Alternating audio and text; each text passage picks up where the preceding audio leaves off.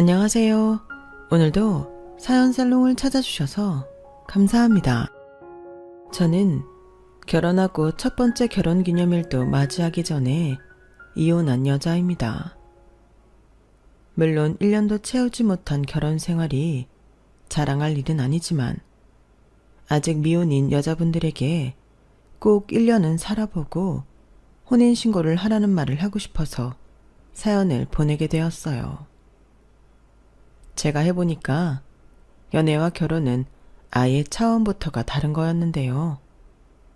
연애는 남녀 두 사람의 영역이지만 결혼은 각각 집안들이 엮이면서 결혼한 당사자를 포함한 거대한 한 구성이 되는 거더라고요.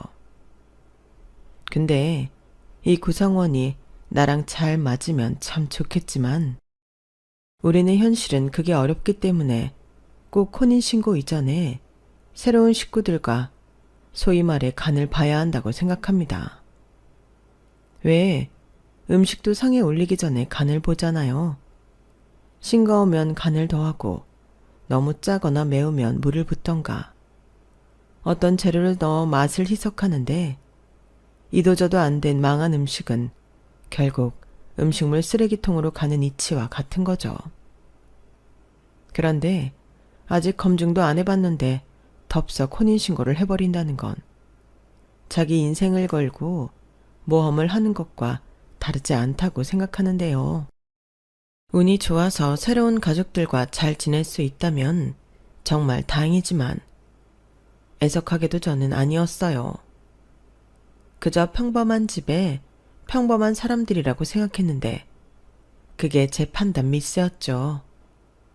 누가 봐도 특별할 게 전혀 없는 사람이었는데 이상하게 평범하지 않더라고요. 아니, 오히려 평범했던 사람이 며느리를 보면서 자기가 갑자기 신분 상승이라도 했다고 생각하는지 말도 안 되는 억지와 갑질을 하기 시작하는데 이게 당해보지 않은 사람은 절대 모르거든요. 그래서 간접적이나마 세상엔 이런 사람들도 있다는 걸 꼭 알리고 싶어 사연을 적어보는데 부디 제 사연이 널리 퍼져서 당사자 귀에도 들어가길 바랍니다. 그럼 지금부터 제가 얼마나 이상한 집에 시집을 갔는지 제 이야기를 들려드릴게요. 저는 전 남편과 프랑스의 한 시골 마을에서 만났어요. 그곳은 한국 사람들이 거의 없는 곳이었는데 제가 하는 사업 때문에 머리가 너무 아파서 잠깐 쉬러 갔을 때 배낭여행을 온 전 남편을 우연하게 만났어요. 여기까지 들으면 무슨 영화 속 한 장면처럼 들릴 수 있는데 저도 그때는 그렇게 생각했었네요. 우리 만남의 시작은 남들보다는 특별하다고 생각했어요. 하지만 특별함은 개뿔. 지금은 그때 그놈을 만나지 않았더라면 그것이 가장 베스트였다고 생각해요. 아무튼 계속 이야기를 이어가면 저와 전 남편은 4살 나이 차이가 납니다. 전 남편이 저보다 4살이 어렸거든요. 그리고 처음 만났을 때도 저는 30대였고 그놈은 20대였는데요. 그놈은 첫 번째 회사를 퇴사하고 퇴직금으로 한 달 동안 여행을 하고 있다고 했어요. 지금 생각하면 4살 나이 차이는 그닥 많은 차이도 아닌데 그때는 왜 그렇게 남편이 어리고 풋풋하게 보이던지 무작정 아무 계획도 없이 여행을 하고 있다던 그놈이 멋있어 보이더군요. 그리고 타지에서 한국 사람을 만나 너무 반가웠던 나머지 제 눈엔 콩깍지가 씌어지고 말았는데요. 그때 당시 프랑스는 동화 속에 나오는 그림처럼 예뻤고 저희 두 사람은 젊었고 또 혈기왕성에 사랑에 빠지지 않는 것이 이상할 일이었어요.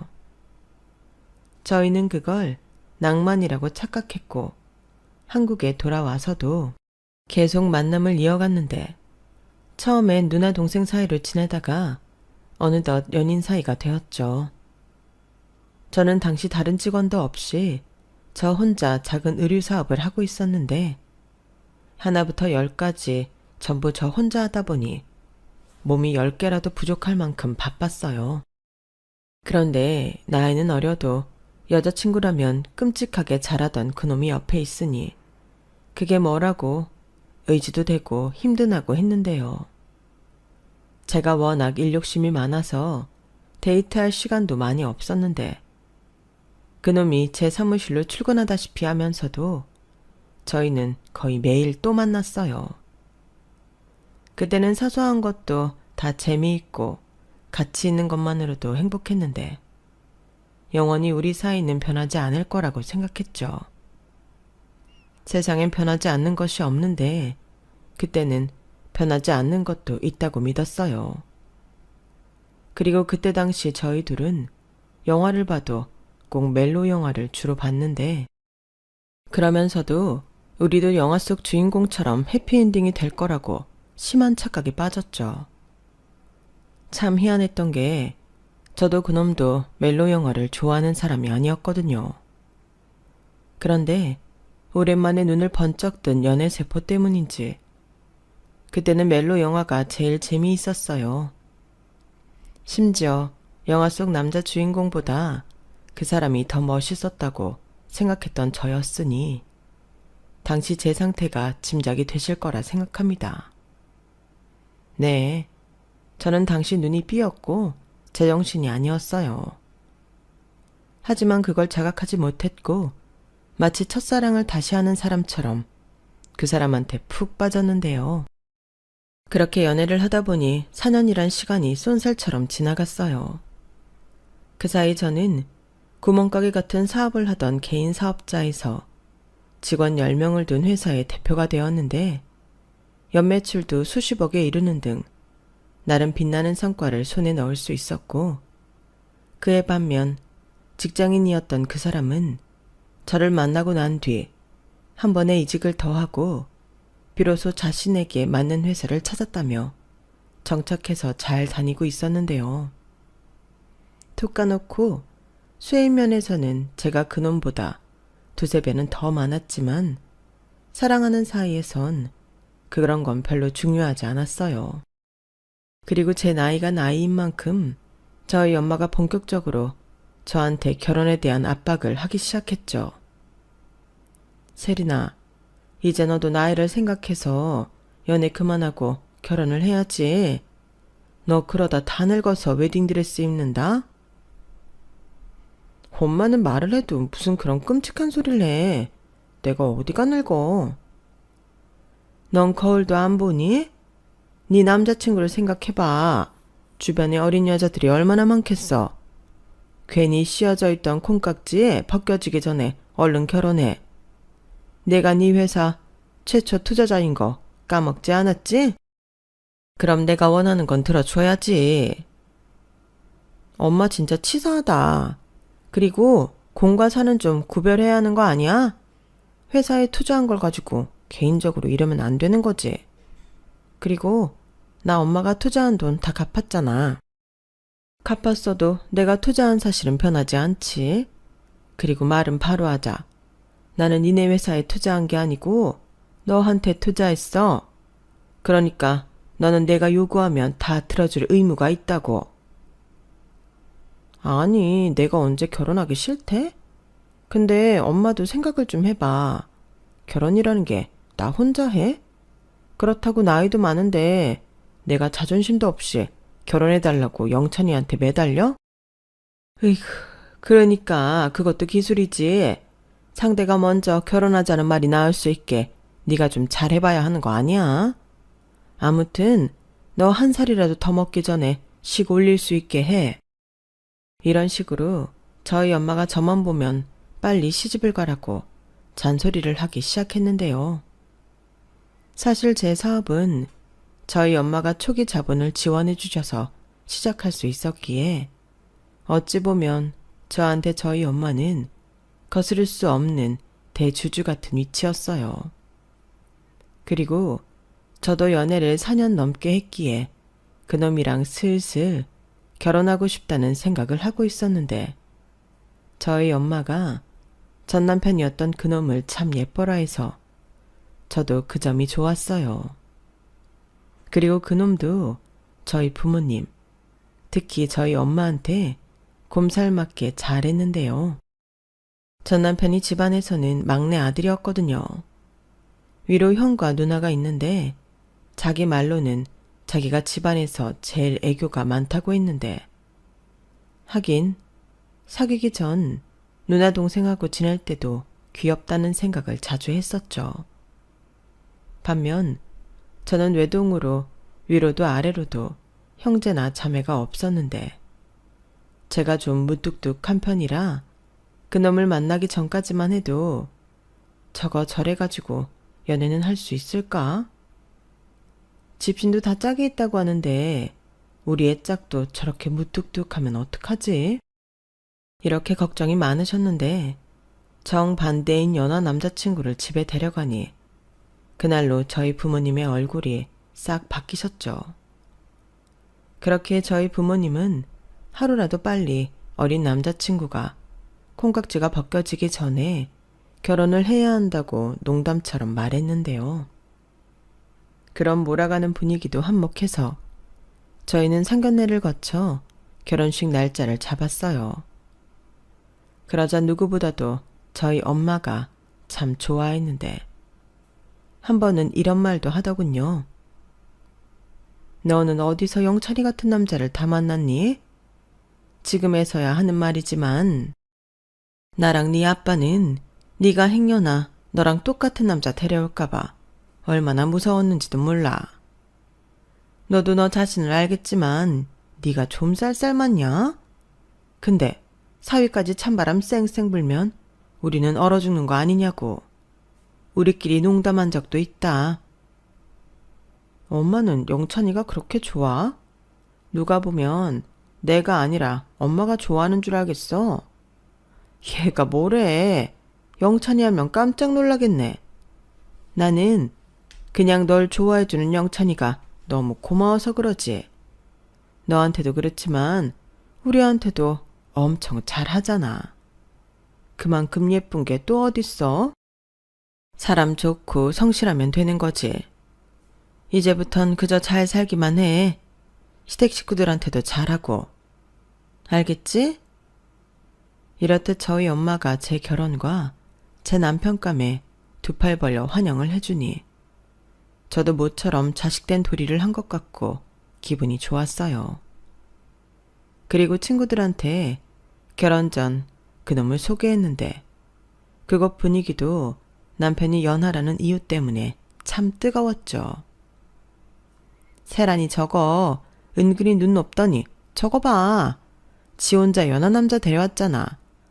난 하도 누구 만난다는 말이 없어서 결혼 생각 없는 줄 알았는데 뒤에서 저런 큰 그림을 그리고 있을 줄은 몰랐잖아. 우리 남편이랑 무려 8살이나 차이 난다. 대박이지? 야, 우리 남편이랑은 10살 차이나. 갑자기 내 남편 완전 늙어 보이는 거 알아? 에휴, 나도 능력 있으면 연하남 꼬셔서 결혼하는 건데. 야, 니들 뭔가 착각하는 모양인데 난 꼬신 적 없다. 자연스럽게 그렇게 된 거야. 기집애, 아닌 척은? 그래, 니들은 프랑스에서 만난 운명이다 이거지? 좌우간 정세린, 좀 멋있다. 우리 중에 네가 제일 잘 나가는 거 알지? 그니까 시집가기 전에 크게 한턱 쏴. 저는 그때 못해도 100만 원은 좋게 넘게 친구들한테 썼어요. 남자들 결혼 전에 총각 파티 한다고 하는데 저도 뭐 그런 거 비슷하게 한다고 생각했죠. 이렇게 1년도 못 살고 이혼하게 될 줄은 꿈에도 모르고 친구들이 태워주는 비행기에 좋다고 타서 우쭐했던 거예요. 제가 잡은 게 황금이 아닌 황금색을 띤 똥이었는데 새삼 그때 쓴 돈이 너무 아깝네요. 하지만 그때는 똥을 황금이라고 믿어 의심치 않았기에 행복을 꿈꾸며 결혼식을 올렸어요.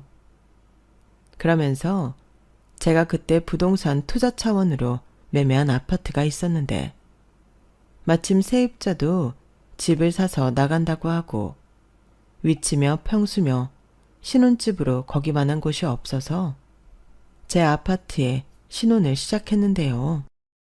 그때는 그놈이 돈을 그다지 많이 모아놓지 못했기 때문에 아무래도 시작은 제가 80% 넘게 준비했어요. 그뿐만이 아니었죠. 시댁은 시아버님이 작은 공장을 하는 평범한 집이었는데 시아버님 공장에 일이 없어서 경제적으로 많이 어려웠거든요. 그래서 좋은 게 좋은 거라고 저희 회사 직영 공장으로 시아버님과 손을 잡았고 그 뒤 밤낮 없이 공장이 풀가동되었는데 그때 시댁 형편도 많이 좋아졌어요. 그래서 시어머니가 저를 참 예뻐해 주셨는데요. 네가 우리 집 복덩이다. 네가 우리 집에 시집 온 이후로 모든 게 다 좋아졌어. 너무 고맙다. 고마워. 내가 평생 너한테 잘할게. 저는 저때까지만 해도 제가 운이 좋다고 생각했어요. 시댁에서 이런 대접을 받고 편히 지내는 며느리도 없을 거라고 자부했는데 그것도 얼마 가지 않더군요. 제 도움이 있긴 하나 시아버님이 돈을 제법 벌게 되니 시어머니는 언제 돈 때문에 힘들었냐는 등 사모님 놀이에 푹 빠지셨어요. 그리고 그토록 저를 예뻐해 주시더니 이젠 자긴 바쁜 며느리보다는 자기 아들에게 잘하고 시댁에 잘하는 며느리가 좋다고 태도를 바꾸셨는데요. 그러면서 잘하지도 못하는 음식을 자꾸 만들어 시댁에 와서 밥을 먹으라고 하셨어요. 원래 가족이라는 게 자주 보지 않으면 아무런 의미가 없는 거다. 오죽하면 한솥밥 먹는 가족이라는 말이 있겠니? 괜히 바쁜 척하지 말고 주말엔 시댁에 와서 시부모님한테 효도도 하고 도리도 해. 며느리는 원래 그렇게 하는 거다. 내가 너 많이 예뻐하는 거 알지? 네가 예뻐서 이러는 거야. 저는 시어머니의 말에 동의할 수 없었어요. 제가 그렇게 예쁘면 제 편의를 봐주셔야 하는 거잖아요. 그런데 시어머니는 제가 바쁜 건 안중에 없는지 제가 피곤해서 오늘은 좀 쉬고 싶다고 하면 서운하다고 하시면서 사람을 들들 볶으시는데 음식이라도 잘 하시면 그 음식 먹으러 간다고 치지만 저희 시어머니 음식 솜씨는 정말 최악 중에 최악이었어요. 저희 시댁 식구들은 시어머니만 빼고 다들 말랐거든요. 그리고 마른 몸이 증명하듯 맛있는 음식을 먹는 즐거움을 모르는 사람들이었는데요. 시어머니만 풍채가 좋으셨어요. 저희 시어머니는 음식 솜씨라고는 1도 없는 미식가셨거든요. 혀는 맛있는 걸 기가 막히게 잘 찾지만 손은 그런 혀를 따라가지 못했으니 남편도 자기 엄마가 만들어준 음식은 먹기 싫다고 할 정도였어요. 건강에 나쁠지언정 자기는 그냥 라면이 좋다고 했는데요. 우리 엄마는 설명서대로만 끓이면 맛있다는 라면도 못 끓여. 참 희한한 게 우리 엄마 손만 거쳤다 하면 그 음식은 소생 불가능했는데 문제는 우리 엄마가 그걸 내려놓지 못한다는 거야. 그리고 끊임없이 음식을 만들고 식구들한테 먹이는데 나는 자기랑 결혼하기 전까지 미각을 잃은 줄 알았다니까. 뭐? 자기 프랑스에서 엄청 잘 먹었잖아. 나는 그래서 자기가 먹는 거에 비해서 살이 안 찌는 타입인 줄 알았는데 그래, 내가 그때부터 진정한 미식을 알게 된 거야. 나 너무 불쌍하지 않아? 사람들이 요즘 내 얼굴 보면 제일 먼저 하는 말이 뭔 줄 알아? 장가 가더니 얼굴이 좋아졌대.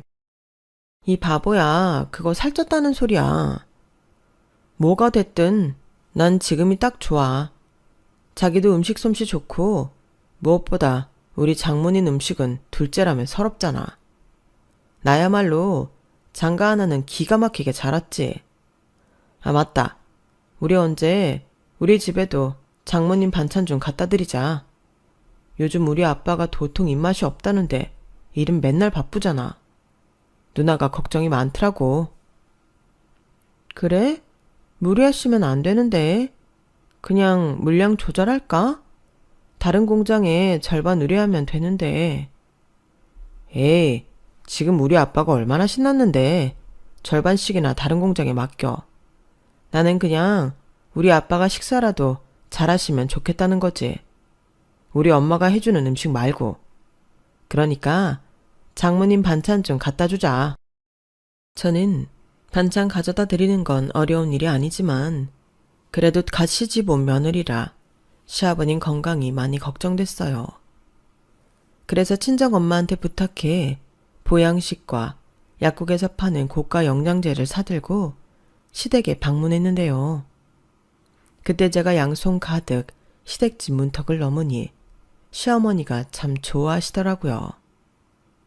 그리고 당신이 만든 김치 부침개라며 저한테 먹어보라고 했는데요. 김치 부침개라고 하면 웬만해서는 맛이 없기가 힘들 텐데도 이건 도대체 무슨 맛인지 처음 먹어보는 맛이 났어요.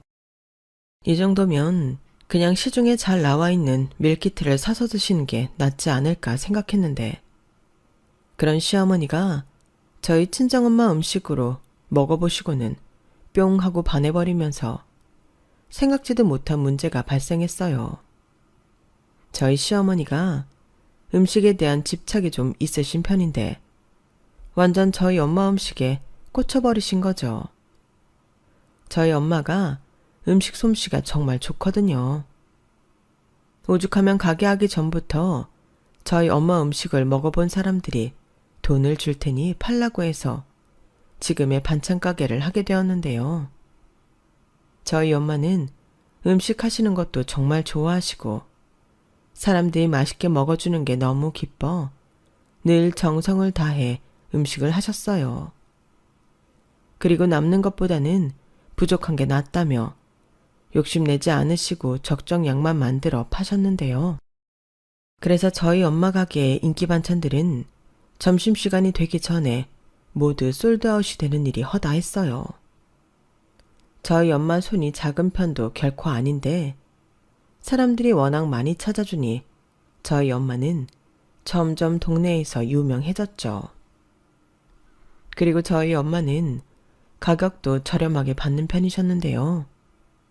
늘 반찬들을 완판하시다 보니 돈도 제법 많이 버셨고 그동안 힘들게 매달 갖고 계신 대출금도 모두 변제하는 등 저희 친정은 저희 엄마가 반찬 가게 하기 전과 후가 분명하게 달라졌어요. 그렇게 번 돈으로 저는 사업에 투자도 받을 수 있었고 결과적으로 제가 빌린 돈과 이자도 톡톡히 챙겨드렸으니 저희 엄마는 또 돈을 번 셈이었죠.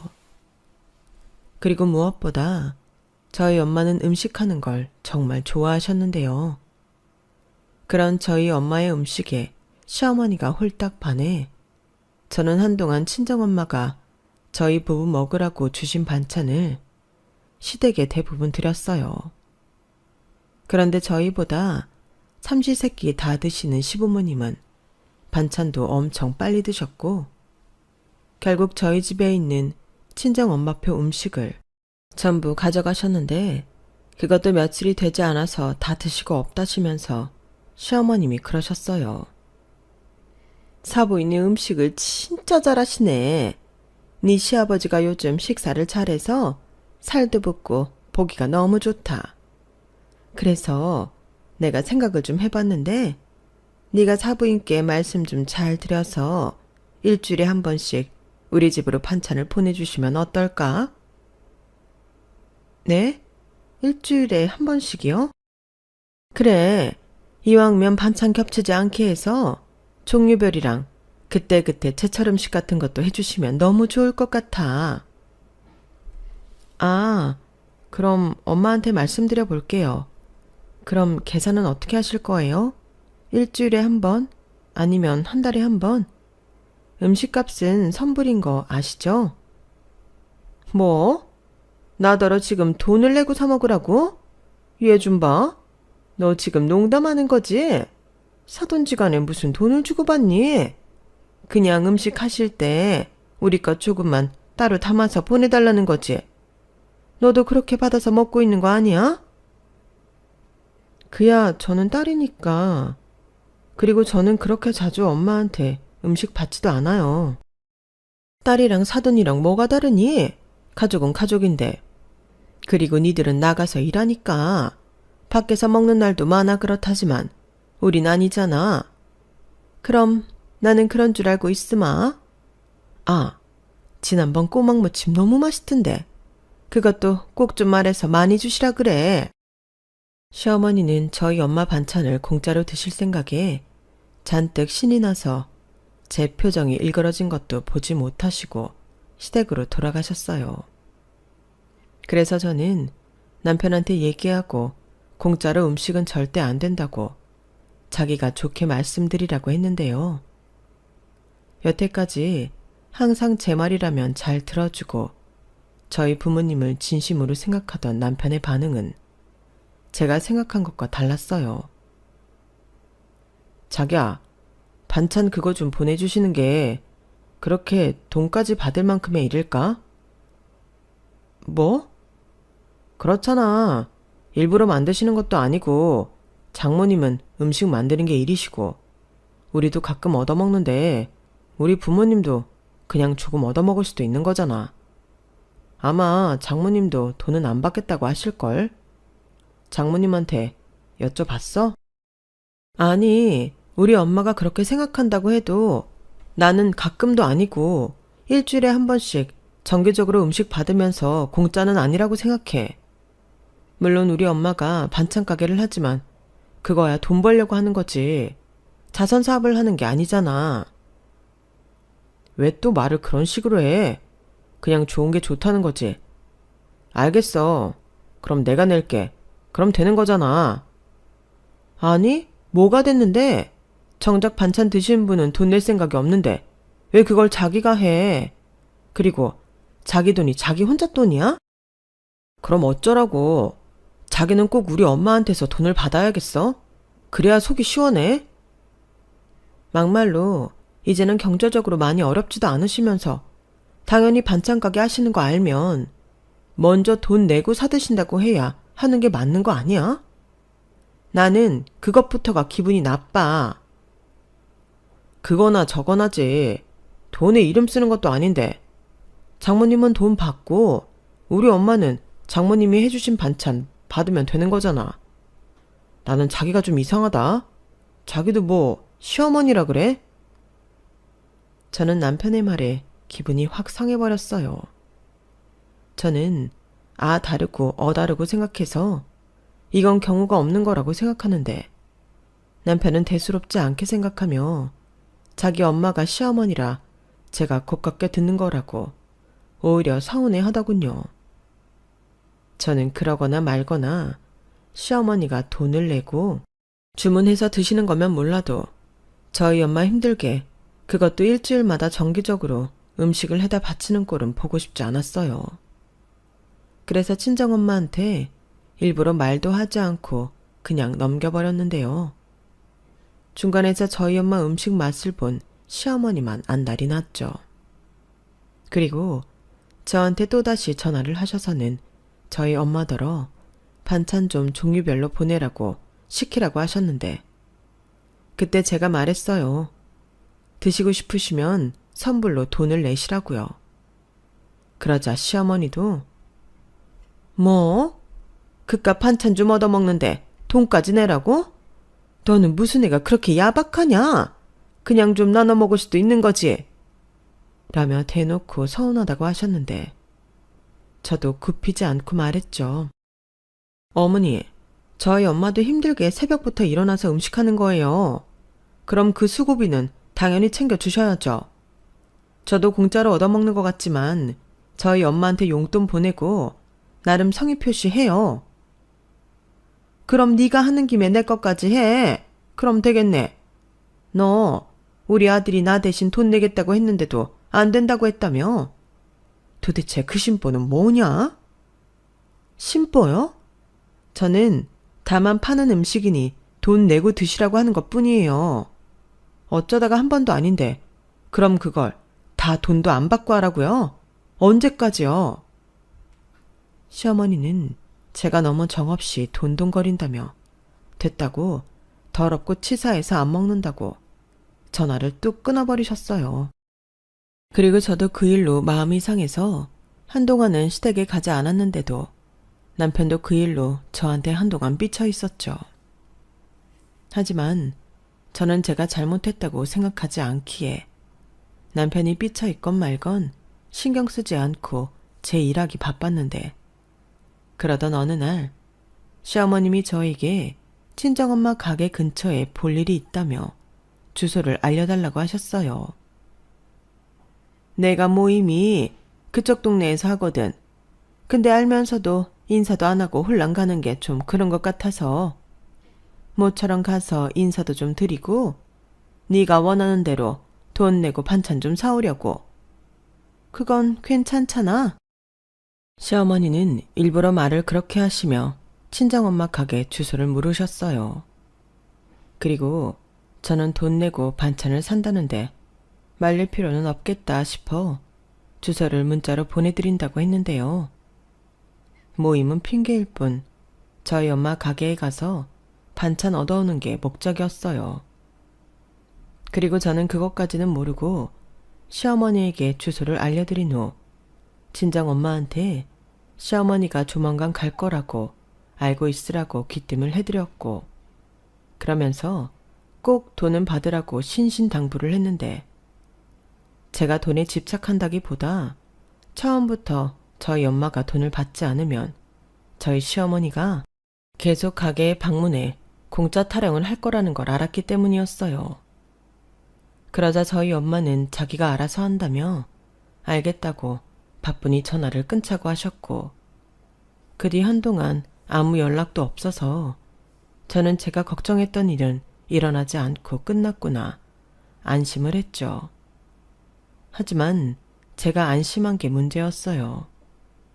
한참 시간이 지나고 친정아빠가 생신이셔서 친정에 갔다가 시어머님 반찬 이야기가 나왔는데 글쎄 저희 엄마가 시어머니한테 돈을 받지 않고 시댁에 반찬을 보내고 있더라고요. 저는 그 사실에 완전 기함을 했어요. 엄마는 왜 그걸 돈도 안 받고 해?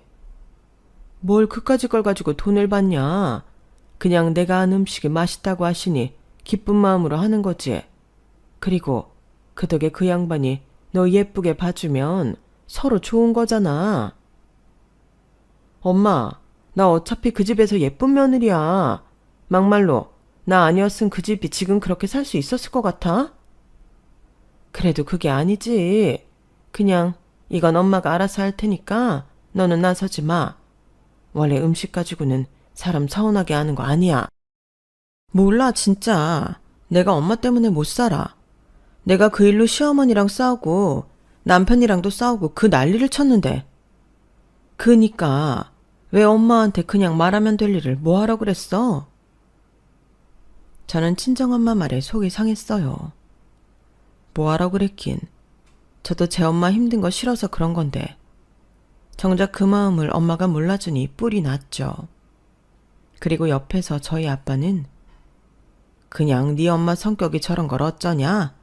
그냥 너도 이해하고 엄마한테 맡겨. 아빠도 옆에서 그러지 말라고 많이 말렸어. 그런데 소용없는 걸 어쩌냐? 라며 저더러 이 일은 그냥 넘기자고 하셨는데 저는 그럴 수가 없더라고요. 아니, 시어머니가 너무 얄미웠어요. 결국엔 당신이 저희 엄마 가게에 가셔서 공짜로 음식을 보내달라고 말씀하신 거잖아요. 그래서 어찌된 일인지는 알아야 할 것 같아 시어머님께 전화를 드렸는데요. 난 분명 돈 드린다고 했어. 네가 중간에서 난리칠 것 같으니 사람 우습게 만들지 마시고 돈 다 받으라고 했는데 니네 엄마가 극구 안 받겠다고 했다. 이건 뭐 어느 장단에 춤을 추라는 건지. 그래도 당사자가 됐다고 하니 뭐 어쩌니. 그냥 감사하다고 하고 맛있게 먹고 있다. 어머니도 참, 꼭 그렇게 저희 엄마 반찬을 드셔야겠어요. 아무리 입에 맞으셔도 저희 엄마가 파출부도 아닌데 일주일에 한 번씩이나 음식을 보내라고 하시는 건 아니죠. 누이 좋고 매부 좋고 우리끼리는 아무 문제 없는데 네가 거기에 왜 나서니? 내가 알아서 하마. 내가 고마우면 성의 표시하고 그럼 되는 거지. 꼭 사돈지간끼리 계산기 딱딱 두드려야 되겠니? 얘는 사업을 하는 애라 그런가? 왜 이렇게 사람을 피곤하게 해? 너, 내가 우습냐?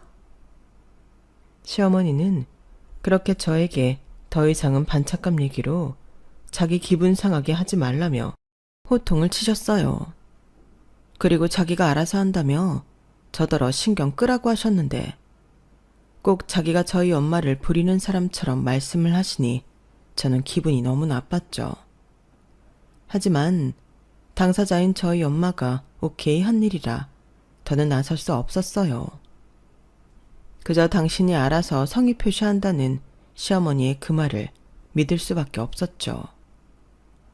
그러다 무리를 했는지 저희 친정엄마가 칼을 쓸 수조차 없을 정도로 손목이 아프다고 하셨고 결국 병원에 가서 검사를 받고 손목 터널 증후군 진단을 받으셨는데요.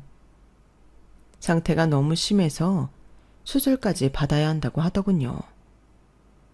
저는 그렇게 고집을 부리더니 무리를 해서 몸까지 상하게 하냐고 속이 상해서 친정엄마한테 짜증을 부렸는데 정작 저희 엄마는 저희 시댁에 음식을 못 해줄까 그것만 걱정하고 있더라고요. 엄마, 지금 누가 누굴 걱정해? 엄마 손목이 그 모양인데 엄마는 우리 시댁에 반찬 못 보낼까봐 그게 걱정이야? 아니 그냥 그 양반들도 내 음식 먹다가 못 먹으면 좀 그러니까. 별 걱정을 다 해. 엄마는 그냥 엄마 몸이나 잘 챙겨. 이참에 그냥 가게도 정리하든가. 처음엔 무리하지 않는다고 하더니 요즘 왜 그래? 엄마 갑자기 돈 욕심 생겼어? 저는 그때 엄마 속도 모르고 그딴 소리나 했어요. 그러자 저희 아빠가 저한테 그만하라는 눈짓을 보냈고 옆에서 가만히 있던 남편도 기분이 상한 듯 아무 말도 하지 않았는데 나중에 아빠가 슬쩍 저만 불러 이렇게 말씀하시더군요. 너 엄마한테 너무 뭐라고 하지 마. 엄마 손목 저렇게 된 거에는 나름 이유가 있어. 이유? 무슨 이유가 있어서 자기 몸까지 상하게 만드는데. 니네 시어머니가 처음엔 아무 소리 안 하더니 나중엔 이것저것 요구하는 게 많아졌어. 양도 그렇고 이건 뭐 새벽 내내 니네 시댁에 보낼 음식만 만들고 있는 거지. 거기에 손 많이 가는 건 또 어찌나 찾으시는지. 내가 돈도 안 받는데 그렇게까지 해야 하냐고 한 소리를 해도 니네 엄마가 언제 내 말 듣던? 이게 다 너한테 좋은 거라고 하고 참다가 날이 났다. 뭐야? 결국 그런 거였어? 그래. 근데 너도 그냥 아무 소리 하지 말고 가만히 있어. 누굴 탓해? 네 엄마가 선택한 건데. 괜히 정서방 눈치 보이게 그러지 말고 네가 좋게 말해서 엄마 손목이 저렇게 돼서 그러니 당분간 음식은 못 보낸다고 해라. 그리고 겸사겸사 네 엄마 가게도 정리하게 할 거야. 괜히 여기서 더 일했다가 더 큰일 나지. 내가 정말 우리 엄마 때문에 못 살아. 내가 이럴 줄 알고 애당초 돈을 받든가 아니면 딱 잘라서 거절해야 한다고 한 건데. 저는 친정아빠 말에 속이 뒤집어졌어요. 그리고 저희 아빠는 최대한 좋게 말하라고 하셨지만 저는 차마 좋게 말할 수가 없었는데요. 그 길로 바로 시댁으로 향했죠. 그러자 남편도 제가 무슨 사고를 칠까 전전긍긍하며 따라왔는데 저희 부부가 연락도 없이 갑자기 집에 오니 시어머니가 토끼 눈을 뜨시며 놀라셨어요. 그리고 시댁에는 시끌시끌 많은 사람들이 모여 식사를 하고 계셨는데요. 아니, 니들이 연락도 없이 여기 무슨 일이냐? 오늘 우리 집에서 개모임 해. 니들 급한 거 아니면 나중에 와. 개모임이요? 집에서요? 그래, 내가 모처럼 음식 대접한다고 사람들 불렀다. 밖에 나가서 먹으면 비싸기만 하고 영양가 하나도 없는데 집에 있는 걸로 먹기로 했어.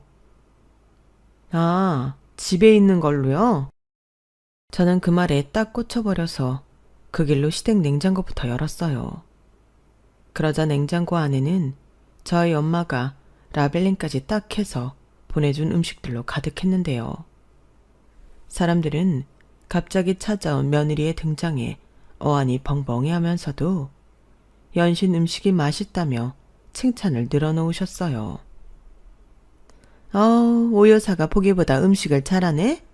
세상에, 이렇게 음식을 잘하면서 여태 집에 와서 밥 먹으라는 말을 한 번도 안 한 거야. 그러니까 나는 오 여사가 하도 음식을 못한다고 해서 정말 못하는 줄 알았지. 근데 이거 먹어봤어? 이 간장게장 아무나 이렇게 못해? 이게 손이 얼마나 많이 가는데. 오 여사 뭐해? 또 내올 게 있는 거야? 그러지 말고 나 이따 집에 갈 때 조금만 싸줘라. 아우, 그냥 대충 우리 먹은 거 준 거야. 내가 갈 때 조금씩 싸줄 테니까 걱정하지 말고 먹어. 저는 간장게장이라는 말에 냉장고 구석구석을 살폈어요. 그리고 냉장고에서 저희 엄마표 간장게장을 발견했는데 음식이 얼마나 많은지 거짓말 조금 보태서 저희 엄마 가게만큼 음식이 있는 것 같더군요. 그리고 그 많은 음식으로 손님까지 접대하는 모습에 저는 그만 이성의 끈이 끊기고 말았고 시어머니의 체면 따위는 안중에 없어서 바로 이렇게 말했어요. 어머니도 참 염치가 없네요. 지금 저희 엄마가 만든 음식으로 혼자 생색내시고 계셨어요? 저희 엄마 손목 나가서 수술하셔야 된대요. 뭐? 사돈이 수술을 하신다고? 근데 왜 여기서 열을 내냐? 그게 나 때문이라는 거야? 그리고 너는 여기 온 손님들 안 보여? 꼭 지금 난리를 쳐야겠니? 네, 저는 지금 해야겠어요. 저희 엄마, 어머님이 요구하는 음식들 만드시다가 손목 망가지신 거예요. 어머, 얘 웃기는 애네. 그게 왜 내 탓이야? 니네 엄마 업이 그런 걸. 그리고 너 좋게 말할 때 여기서 그만해라. 난 이 시어머니야. 어디서 이게 위아래도 모르고? 아, 그래요? 그래서 그렇게 저희 엄마한테 갑질을 하셨어요? 시어머니면 뭐 서열이 높은 건가요? 저는 저 사람들한테도 지금 먹고 있는 음식을 누가 만들었는지 분명히 해야 한다고 생각해요. 저기요, 제발 좀 들어주세요. 지금 드시는 음식은요? 야, 너 정말 가만히 있지 못하겠어? 네, 가만히 있지 못하겠어요. 그 음식은요, 저희 시어머니가 하신 게 아니라 사돈한테 공짜로 해달라고 들들 볶아서 있는 음식이에요. 그것 때문에 저희 엄마는 하시던 가게도 접고 수술까지 받게 되었는데 어떻게 입에들 맞으세요? 저는 그 사람들 다 들으라고 소리소리를 질렀어요. 그러자 옆에서 남편이 말리는데 말리는 그놈이 더 밉더군요.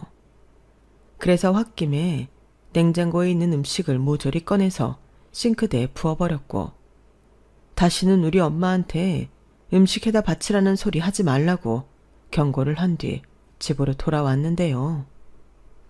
그날 아주 난리가 났죠. 시어머니가 자기 개망신 당했다며 울고불고 하셨고 남편도 꼭 그 자리에서 그래야만 했냐며 저한테 당장 시어머니에게 가서 무릎 꿇고 빌라고 했는데 제가 미쳤냐고 소리를 질렀어요. 우리 엄마는 자기 엄마 때문에 수술까지 하는 마당에 나더러 가서 빌라고? 돌았니? 입장 바꿔놓고 생각해봐. 당신은 열 안 받을 것 같아? 내가 말했지? 당신 엄마가 하는 요구 다 안 들어주면 안 된다고. 그래서 하더라도 정당하게 돈 받아야 된다고. 아니, 장모님 손목이 꼭 우리 엄마 때문이라는 증거는 없잖아. 이건 좀 억지지 않아? 나도 장모님 손목 그렇게 된 건 너무 유감이지만 자기 도가 좀 지나쳐. 지나치다고? 자기네 집 냉장고 못 보고 하는 소리야? 그 많은 음식을 누가 했는데? 장모님 원래 손이 좀 크시잖아. 그래서 좀 많이 하셨나 보지. 그러게 적당히 좀 하시지. 너 죽을래? 저는 남편의 무책임한 말에 또다시 속에서 우라가 치밀었어요. 저런 걸 남편이라고 옆에 두고 살았다는 게 너무 싫더라고요. 그래서 저는 절대 빌지 않을 거니 그런 줄 알고 그게 싫으면 이혼하자고 당당하게 요구했는데 그냥 하는 소리가 아니라 진심이었죠. 그러자 남편은 결혼한 지 얼마나 됐다고 이혼 소리를 하냐며 다시 목소리를 키웠는데 그날의 감정 싸움은 끝이 나지 않고 길게 이어졌어요. 아직 신혼이던 시기였는데 저도 저대로 남편이 제 편이 아닌 자기 부모 편을 드니 섭섭한 마음이 컸어요. 그렇게 온탕과 냉탕을 오가며 남편과는 보름 넘게 싸움을 했고 둘 다 팽팽한 평행선을 달렸는데 그러다 그놈이 자기 집에 제가 이혼까지 요구하고 있다며 쪼르르 일러 바치면서 문제는 더욱 심해졌어요. 나다. 네가 우리 금쪽 같은 막내 아들한테 이혼 어쩌고 하면서 협박을 했다고? 협박이요? 제가요? 저는 그런 적 없어요. 어머니 아들이 저더러 어머니한테 용서 빌라고 해서 싫다고 했고 계속 강요하면 이혼하겠다고 한 거예요. 그리고 솔직히 사과는 어머님이 저희 엄마한테 하셔야죠. 저희 엄마한테 이거 해달라 저거 해달라 양도 많이 해달라고 하셨다면서요. 그리고 분명 전에는 저한테 알아서 성의 표시 하신다고 하셨는데 도대체 그 성의 표시는 어떤 거였어요? 그야 나는 분명 택배 받을 때마다 전화해서 고맙다고 수고하셨다고 했어. 그러니까 말로 때우신 게 다인 거죠. 그리고 고맙다 수고했다 그런 소리는 정말 아랫사람한테 하는 거 아닌가요? 저희 엄마가 아랫사람이에요? 야, 그럼 내가 니네 엄마 아랫사람이니? 그깟 음식 좀 받아먹는데 나더러 굽실거리라는 거야? 야, 나 이래봬도 사장 3호야. 알죠? 그리고 어머니야말로 그 망해가는 공장 누가 살렸는지는 잊어버리신 것 같네요. 아니, 사모님이 그깟 반찬값이 아까워서 공짜 찾으세요? 당장 저희 엄마한테 그동안 받아드신 반찬값 지불하시고 미안하다고 사과하세요. 안 그럼 저 정말 이혼할 거예요. 뭐야? 시어머니는 제 말에 불같이 화를 냈지만 더 이상 뭐라고 하지 못하셨어요. 그도 그럴 게 제가 한 말은 모두 사실이었거든요. 그리고 시어머니 말대로 그깟 반찬이 뭐라고 이를 이 지경으로 만드나 너무 화가 났는데 아이도 없을 때 아니다 싶으면 얼른 정리하는 게 맞겠다는 생각밖에는 들지 않았죠. 그래서 나름 변호사 사무실에 가서 상담도 받고 어차피 신혼집이며 제가 해온 것이 많아서 남편은 그냥 몸만 달랑 내쫓으면 됐었는데 시어머니도 생각이라는 걸 했는지 입원을 앞두고 있는 저희 엄마를 찾아가시겠다고 하셨나 보더군요. 그건 저희 엄마가 알려주신 건데 저희 엄마는 뭐하러 시어머니한테 자기 수술한다고 얘기를 했냐며 시어머니가 죄송해서 찾아오는 줄 알고 계셨어요. 그래서 저도 엄마, 이참에 우리 시어머니한테 그동안 못 받은 반찬값 다 받고 손목 때문에 더는 음식 못 해드린다고 똑부러지게 말해. 알겠지? 라고 귀에 못이 박히도록 말했는데요. 그럼에도 시어머니 성격을 모르는 게 아니니 마음이 놓이지 않았어요. 그래서 일도 손에 안 잡히고 해서 친정으로 향했는데요. 마침 시어머니가 도착을 하셨는지 현관문에 낯익은 신발이 보이더군요. 그래서 저는 시어머니가 어떻게 사과하시나 보려고 일부러 인기척도 내지 않고 조심히 집 안으로 들어갔는데 저는 들어가자마자 경악을 하고 말았죠. 글쎄 시어머니라는 여자가 저희 엄마한테 1,000원짜리 한 장을 던지고 화를 내고 있었거든요.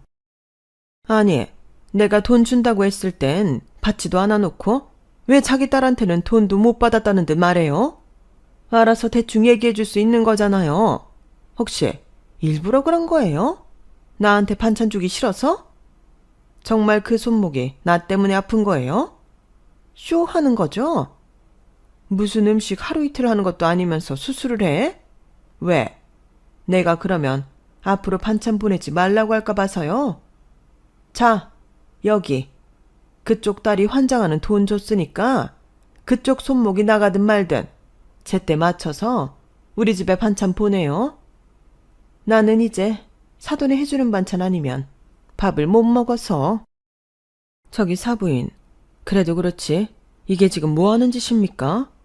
나는 우리 딸한테 그렇게 말한 적도 없고 기껏 우리 딸 시어머니라고 호의를 베풀었는데 제가 왜 이런 대접을 받습니까? 그렇게 말한 적이 없긴 뭐가 없어요. 걔가 눈이 뒤집어져서 우리 집에 와서 난리를 치고 갔는데. 왜? 따님이 그런 얘기는 또 자기 엄마한테 안 하던가요? 나더러 자기 엄마한테 사과하지 않으면 이혼하겠다고 아주 큰 소리도 칩디다. 진짜 대단한 따님 두셨어요. 나이도 어린 우리 아들만 죽어나게 생겼지. 좌우간, 난 돈 줬으니까 반찬 만들어요. 진짜 누굴 거지로 알아? 지금 말 다 했어요? 우리 딸이 뭐 못할 말한 것도 아니네요. 우리 애가 어떻게 들었는지는 모르지만 솔직히 사실이죠. 저 사부인 요구하는 음식해서 보내는 거 힘들었어요. 그래도 우리 딸 예뻐해 주십사 하고 싫다는 소리도 한 번 안 하고 일하다가 손목이 나갔고요. 저라고 수술 받고 좋아하는 가게 일 못하는 게 좋은 줄 아십니까? 우리 애가 이혼한다고 했다고요? 그럼 더 이상 제가 그쪽한테 베풀 호의도 없네요. 당장 나가세요. 뭐예요? 그 엄마의 그 딸이라고? 지금 보니까 모녀가 아주 똑같네. 결혼하면 출가 외인이에요. 내가 삶아 먹든 튀겨 먹든 내 마음이라고요. 딸 시집살이 시키고 싶지 않으면 당장 내일부터 반찬 만들어서 우리 집에 보내요. 저는 더는 그 여자의 말도 안 되는 횡포를 봐줄 수 없었어요. 그리고 이미 이혼을 결심한 상태였기 때문에 저 여자의 만행을 핸드폰 동영상으로 찍었고 이내 친정 김치 냉장고를 열어서 김치가 가득 든 통을 하나 꺼냈고 그 길로 시어머니 얼굴에 부어버렸는데요. 시어머니가 외마디 비명도 지를 새 없이 김치와 김치국물이 머리에서 쏟아졌어요. 그리고 김치국물 범벅을 한 시어머니는 저를 죽일 듯 노려보셨는데 저 역시 똑같이 시어머니를 노려봤죠. 거기에 보란 듯이 남편한테 전화해서 당장 친정으로 튀어오라고 했는데요. 니네 엄마가 여기서 김치국물 뒤집어 썼다고 하니 제가 전화를 끊지도 않았는데 통화가 끊겨 있었어요. 그렇게 20분 정도 큰 소리를 내며 실랑이를 벌였을까? 남편이 도착했고 자기 엄마를 본 그놈이 깜짝 놀랐는데 시어머니는 눈물 연기까지 펼치며 저 망할년이 나를 이렇게 만들었다. 아니 시어머니한테 이렇게 하는 며느리가 어딨니? 내가 정말 며느리 하나 잘못 들여서 개 모임 사람들한테 개망신당하고 지금은 이렇게 김치국물이나 뒤집어 썼어. 얼굴도 따갑고 눈도 따갑고 미치겠다고 라고 남편한테 호소했는데 저는 보란듯이 이번엔 소금을 한 주먹 가지고 와서 손수 뿌려드렸네요. 야, 너 지금 우리 엄마한테 뭐 하는 짓이야? 왜? 음식에 환장하셨길래 본인이 음식이 되어보는 체험 시켜드리는 거야. 아니, 그깟 음식 안 먹으면 그만이지. 도대체 이렇게까지 하는 이유가 뭐야? 나는 이런 말도 안 되는 짓 더는 참을 수 없어. 나도 못 참아. 아니, 자기 마음에 안 든다고 어른을 이렇게 하는 사람이 어딨어? 자기 이런 사람이었니? 그래, 난 원래 눈에는 눈, 이에는 이 그런 사람이야. 사과하라고 했더니 어디서 1,000원짜리 딸랑 던지고 갑질을 해? 뭐? 우리 엄마가 그랬다고? 어디서 소설을 써? 그래. 나도 너같이 막대 먹은 여자랑은 더는 살기 싫다. 이혼해. 뭐? 지금 자네 내 딸한테 막대 먹었다고 했나? 어디서 감히 귀한 딸한테 그딴 소리를 해? 왜요? 저 사람은 저희 엄마한테 함부로 하는데 저는 못합니까? 그리고 장모님도 그래요.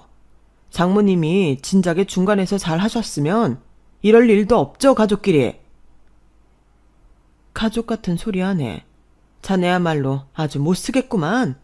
이봐요. 그동안 나한테서 공짜로 받아간 음식값 제대로 지불해요.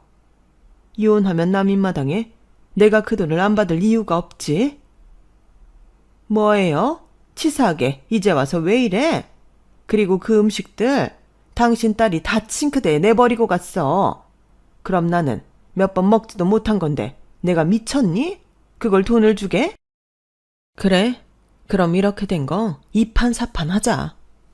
오호라. 나랑 이판사판 할 정도는 되나 보지? 그래놓고 무슨 수술 타령. 그거 쇼 맞지? 참 부끄럽지만 그날 저희는 집안 대 집안으로 개싸움을 벌였어요. 그리고 다른 집에서 신고를 했는지 경찰들이 출동했고 저희는 나란히 경찰서에 갔는데 물티슈로 대충 닦은 시어머니한테 김치 신냄새가 진동을 했죠.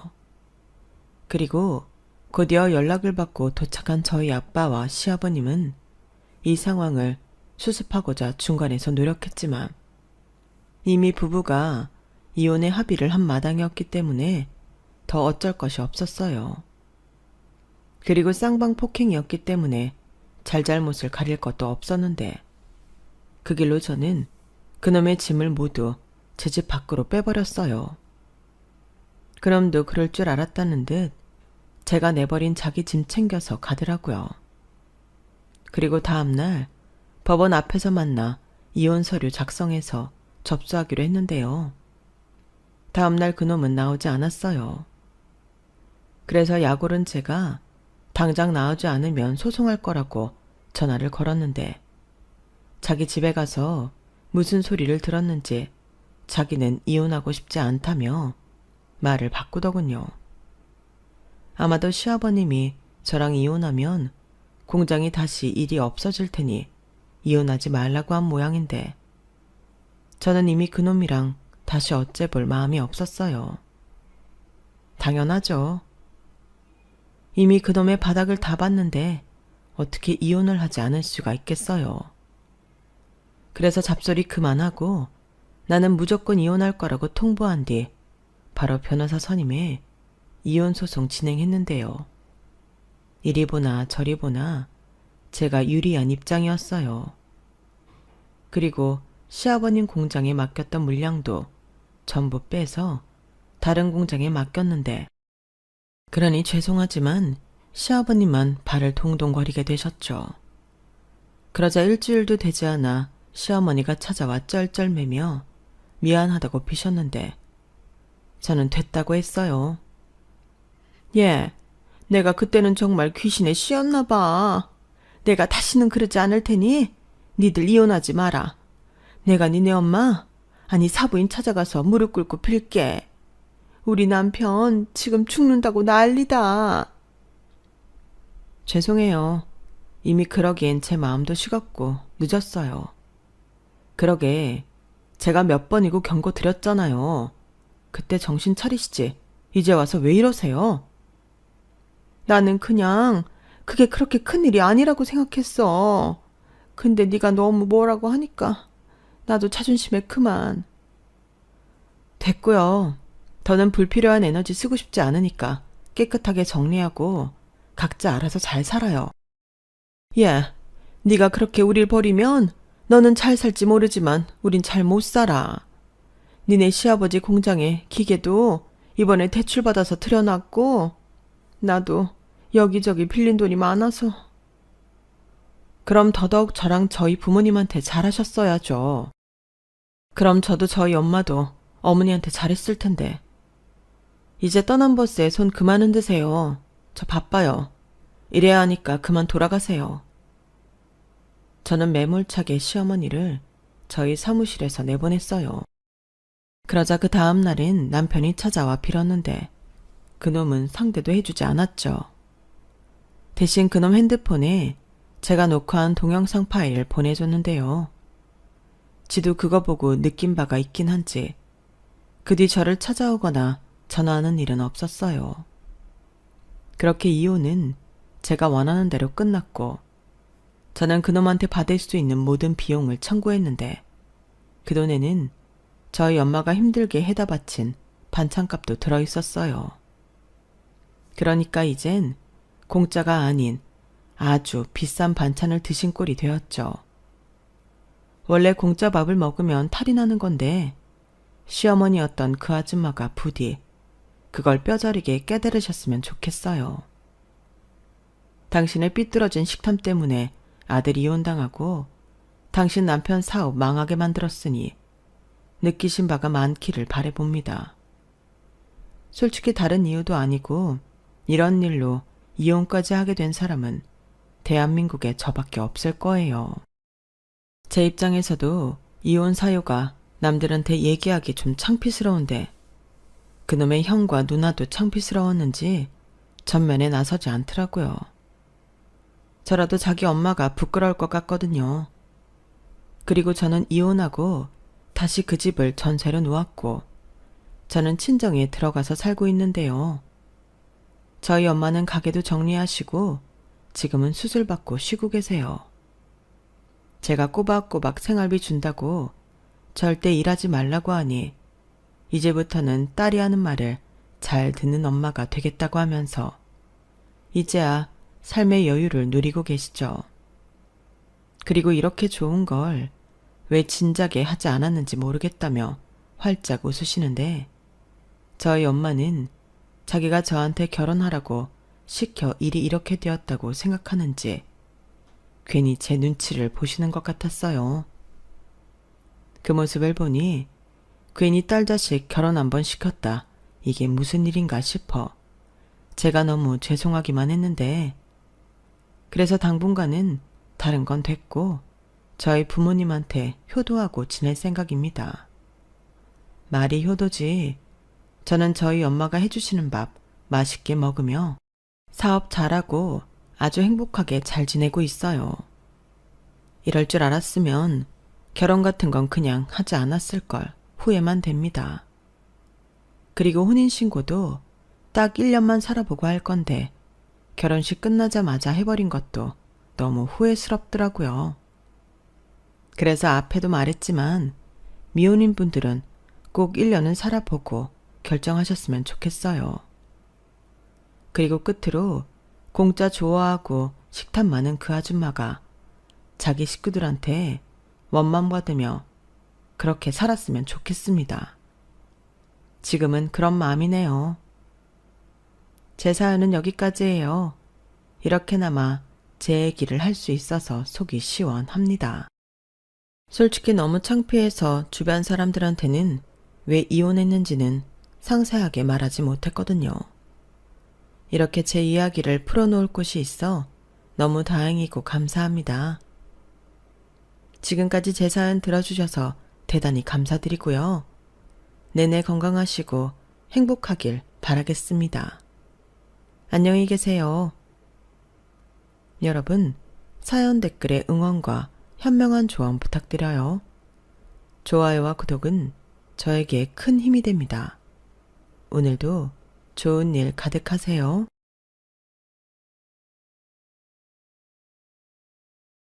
안녕하세요. 오늘도 사연 살롱을 찾아주셔서 감사합니다. 저는 생명과학 연구원으로 일하고 있는 40대 여자입니다. 어쩌다 보니 이쪽에 푹 빠져 머리를 파묻고 공부하기 시작했고 30대 중반까지 석사, 박사 과정을 다 밟고 연구실에 살면서 결혼 정년기를 놓쳤었어요. 그러다 우연히 알게 된 한 남자와 100년 과약을 맺고 둘 다 40살이 되기 전 간당간당하게 겨우 결혼의 꼴이네. 지금은 아직 아이 없이 살고 있는 부부이기도 해요. 제가 하는 연구원 일이 워낙 직관적이고 원인과 결과가 분명하다 보니 보이지 않는 것들은 믿지 않았는데 얼마 전 제게 이 모든 원리를 거스르는 아주 특별하고 신기한 일이 있어서 이렇게 사연을 씁니다. 우선 저희 집안 배경을 먼저 설명드리는 것이 좋을 것 같네요. 저희는 한마디로 예전부터 아주 부자였어요. 수완이 제법 좋았던 외할아버지가 갖고 있던 작은 땅을 시작으로 재산을 크게 불려놓으셨고 모두 물려주고 돌아가셨어요. 어머니와 아버지는 물려받은 재산을 함부로 쓰지 않고 역시나 똑같이 재테크에 성공해서 계속해서 부동산 쪽으로 큰 자산을 보유하시게 되었어요. 저희는 3남매였는데 어릴 때부터 철저한 가정교육을 받아왔어요. 바로 절대적 검소와 낭비 금지였어요. 재산이 그렇게 많은데도 절약과 검소함이 몸에 밴 부모님들은 1,000원짜리 한 장 허투루 쓰신 적 없고 백화점 명품, 사치와는 철저히 거리를 두고 사셨죠. 저희 역시 그러한 영향을 받고 자랐고요. 심지어 아버지는 평생을 한 은행에서 회사원으로 일해 몇 해 전에 명퇴를 하셨고 그런 아버지와 저희 3남매의 내조, 보살핌은 항상 따뜻한 어머니의 몫이었죠. 집안의 누구도 재력을 자랑하거나 욕심내지 않았어요. 제 어릴 적 기억에 저희 3남매는 성별 상관없이 옷을 물려입고는 했었는데 한 달에 한 번씩 온 가족이 함께 갔던 고아원이나 보육원 아이들에게는 꼭 새 물건과 장난감을 사다 주시던 부모님의 기억이 아직도 선명하네요. 그렇게 어려운 사람들을 위해 기부하는 일에 인색하지 않았던 부모님은 매년 억대에 달하는 도움을 베풀고는 했는데 처음에는 비밀로 하다가 나중에는 많은 사람들이 알게 되어 함께 동참하는 계기가 되기도 했어요. 저도 어른이 되어서야 부모님의 정확한 재산에 대해서 알게 되었어요. 대부분 부동산 재산이더군요. 특히 국내뿐 아니라 외국에도 곳곳에 부동산을 사들여 적지 않은 수입이 끊이지 않고 있었어요. 저는 그런 재산이 제 것도 아니고 자랑할 것도 아니라고 생각해서 결혼할 때도 남편에게 별다른 이야기를 하지는 않았어요. 그저 어머니는 전업주부, 아버지는 은행 명퇴 후 두 분 다 편한 노후를 보내고 계신다. 이 정도였죠. 남편은 아버지와는 아주 어릴 때 헤어져서 얼굴도 모른다 하고 어머니는 몇 년 전에 교통사고로 돌아가셔서 세상에 자기 핏줄이라고는 남아있지 않은 외로운 사람이었어요. 누가 봐도 안쓰러운 사람이었죠. 하지만 삶의 희망을 잃지 않는 모습이 굉장히 인상적이었어요. 게다가 비록 큰 회사는 아니지만 자신이 하는 일에 자부심을 갖고 성실하게 해내는 그런 면 역시 제 눈에 너무 멋있게 보이기도 했고요. 제가 그 사람에 대해서 부모님께 말씀드리자 그렇게 좋은 사람을 만나려고 늦게 반쪽에 나타난 거라고 기뻐하시며 결혼을 승낙해 주셨어요. 그렇게 남편과 저는 둘 다 적지 않은 나이에 서로의 울타리가 되어주기로 했어요. 결혼 후 1년 동안은 각자 자리에서 맡은 일을 열심히 하고 집에서는 서로에게 최고의 친구가 되어주며 알콩달콩 재미있게 살고 있었어요. 하지만 어느 날 제 친구로부터 걸려온 전화를 계기로 남편이 달라지기 시작했어요. 수정아, 나 할 말 있어. 예진아, 뭔데 그래? 말해. 나 잠깐 한국 떠나 있을 것 같아. 한국을? 어디 가게? 우리 아들한테 좀 다른 환경을 제공해주고 싶어서 모험을 해보려고. 태선이한테? 무슨 환경? 너무 섣부른 판단일 수도 있지만 태선이가 영어를 좋아해. 좋아하니까 당연히 잘하게 되더라고. 그래서 영어권 나라에 가서 1년 살기를 해보고 괜찮다 싶으면 온 가족이 다 옮길까 생각 중이야. 진짜? 태선이 아직 어린데 영어를 그렇게 좋아해? 아주 기특하네. 뭘. 내가 특별히 영어를 시킨 것도 아닌데 좋아하는 게 눈에 다 보여. 매일 영어만 듣고 쏠라쏠라 거리면서 살아. 호모모 귀여워라. 지금 당장 학교를 1년 쉬고 미국까지 가서 살아본다는 게 애한테 득이 될지 독이 될지 모르겠어서 좀 망설였는데 애 아빠랑 올해 의논하고 결정한 거야. 그래, 1년만 있다 다시 돌아온다 해도 태선이한테 너무 좋은 경험일 거야. 네가 그렇게 얘기해주니까 더 힘이 난다, 수정아. 미국 어디로 갈지 정했어? 우선 나랑 태선이 둘이 가는 거니까 한국 사람들이 좀 있는 캘리포니아 쪽으로 가려고. 나중에 애 아빠까지 이주해 오게 되면 그때는 다른 데로 다시 옮겨갈 수도 있을 것 같아. 그럼 우선 LA? 집은 다 구했어? 아니, 지금 구하고 있는 중인데 쉽지는 않네. 물가는 비싸고 갖고 있는 돈은 한정적이라 여러 군데 비교 중이야. 아이가 같이 가는 거라 더 걱정되겠다. 애는 저렇게 해맑은데 난 가기도 전부터 벌써 머리가 지끈거린다. 어쨌든 잘한 결정이야, 예진아. 아주 잘했어. 너한테도 태선이한테도 다 좋은 일만 있을 거야. 고마워, 수정아. 나 떠나기 전에 우리 한번 만나자. 그래, 내가 또 연락할게. 친한 친구가 아이 교육 문제로 미국에 가서 지내기로 했다는 전화였어요. 친구를 가까이서 볼 수 없다는 것이 너무 슬펐지만 아이를 위해 결정한 일이니 축복해주고 응원해줘야겠다고 생각했어요. 저는 친구를 도와줄 수 있는 방법이 없을까 하던 찰나에 좋은 생각이 떠올라 바로 부모님께 연락을 했어요. 엄마, 수정아, 나 뭐 좀 물어보려고. 혹시 우리 LA에 있는 집 팔았어요? LA? 아니, 안 팔았지. 갑자기 그 집은 왜? 거기 렌트 계약 언제까지인지 알 수 있어요? 그러니까 그런 건 왜 물어? 예진이가 아들이랑 둘이 미국 LA 쪽으로 1년 살기를 해보러 간다네. 애가 영어를 좋아하고 곧잘 하나 봐요. 그래? 지금 집을 구하고 있는데 쉽지 않은가 봐. 고려해야 할 것도 많고.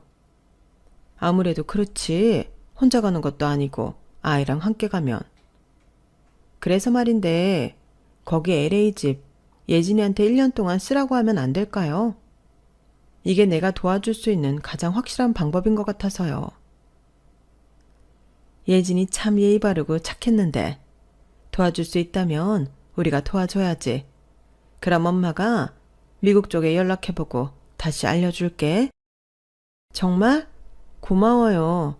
예진이가 진짜 좋아할 것 같아. 어려운 일 있을 때 도와주는 게 친구지 뭐. 다시 연락하마. 사실 부모님이 캘리포니아 쪽에 집을 3채 정도 보유하고 있는데 친구의 말을 듣고 나니 제일 어려운 부분을 제가 해결해주고 싶었어요. 너그러운 엄마답게 상황을 알아보고 예진이에게 쓸 수 있게 해주기로 했고 며칠 뒤 가능할 것 같다는 답변을 받았죠. 저는 기쁜 마음에 예진이에게 당장 전화를 걸었어요. 예진아, 너 언제 출국이라 그랬지? 1월쯤으로 생각하고 있는데 아직 표는 안 끊었어. 왜? 사실 너 도와주고 싶어서 부모님께 여쭤봤는데 지금 LA에 있는 집이 2월 말에 렌트 계약을 끝내기로 했대. 너랑 태산이 괜찮으면 출국을 좀 늦추고 3월에 가서 그 집에서 지내는 게 어때? 뭐? 정말이야? 완전 시내 쪽은 아니지만 그렇다고 너무 다운타운도 아니야. 차로 왔다 갔다 하기 충분해. 다른 사람이랑 쉐어 안 하고 너희 둘만 쓸 수 있어서 불편하지는 않을 거야. 새 건 아니지만 잘 쓸 수 있는 중고차도 하나 같이 마련해 줄게. 그리고 네가 걱정할까 봐 미리 말하는데 돈은 안 받을 거야. 그냥 내 성이라고 생각해. 말도 안 돼. 수정아, 그런데 네가 미국에 집이 있었어? 내 것은 아니고 부모님 거. 그냥 좀 상황이 그래서 어떻게 집을 마련하셨었어. 와, 대단하다. 이거 다 진짜야? 몰래카메라 아니지? 당연하지. 무슨 몰카야. 엄마가 거기 렌트 계약 끝나면 어차피 비어있을 집이었대. 전혀 부담 갖지 말고 너랑 태선이가 거기서 안락하게 잘 지냈으면 좋겠다. 차까지 같이 해준다면서 내가 어떻게 너한테 돈을 안 줘. 진짜 얼마야? 됐다니까. 나중에 나 LA 놀러 가면 그 집에서 좀 재워주라. 너한테 1원도 받을 생각 없어요. 수진아, 정말 너무너무 고마워. 친구 예진이는 몇 번이나 고맙다는 인사를 하고는 전화를 끊었습니다. 제 마음 한켠이 따뜻해지면서 저절로 미소가 지어지더군요. 그때였어요. 뒤에서 남편이 놀란 눈으로 저를 불렀어요. 자기야, 지금 이게 다 무슨 소리야? 미국? 집? 차? 자기 언제 왔어? 빨리 말해봐. 내가 지금 들은 게 다 뭔지. 아니, 그게 아니고. 저는 어쩔 수 없이 남편에게 친구의 사정을 그리고 우리 집안의 재정 상태에 대해 털어놓을 수밖에 없었어요. 그럼 미국에 세 채 있는 것 말고 또 있어? 호주에도 세 채 정도? 또 뉴질랜드에 한 채. 더 있어?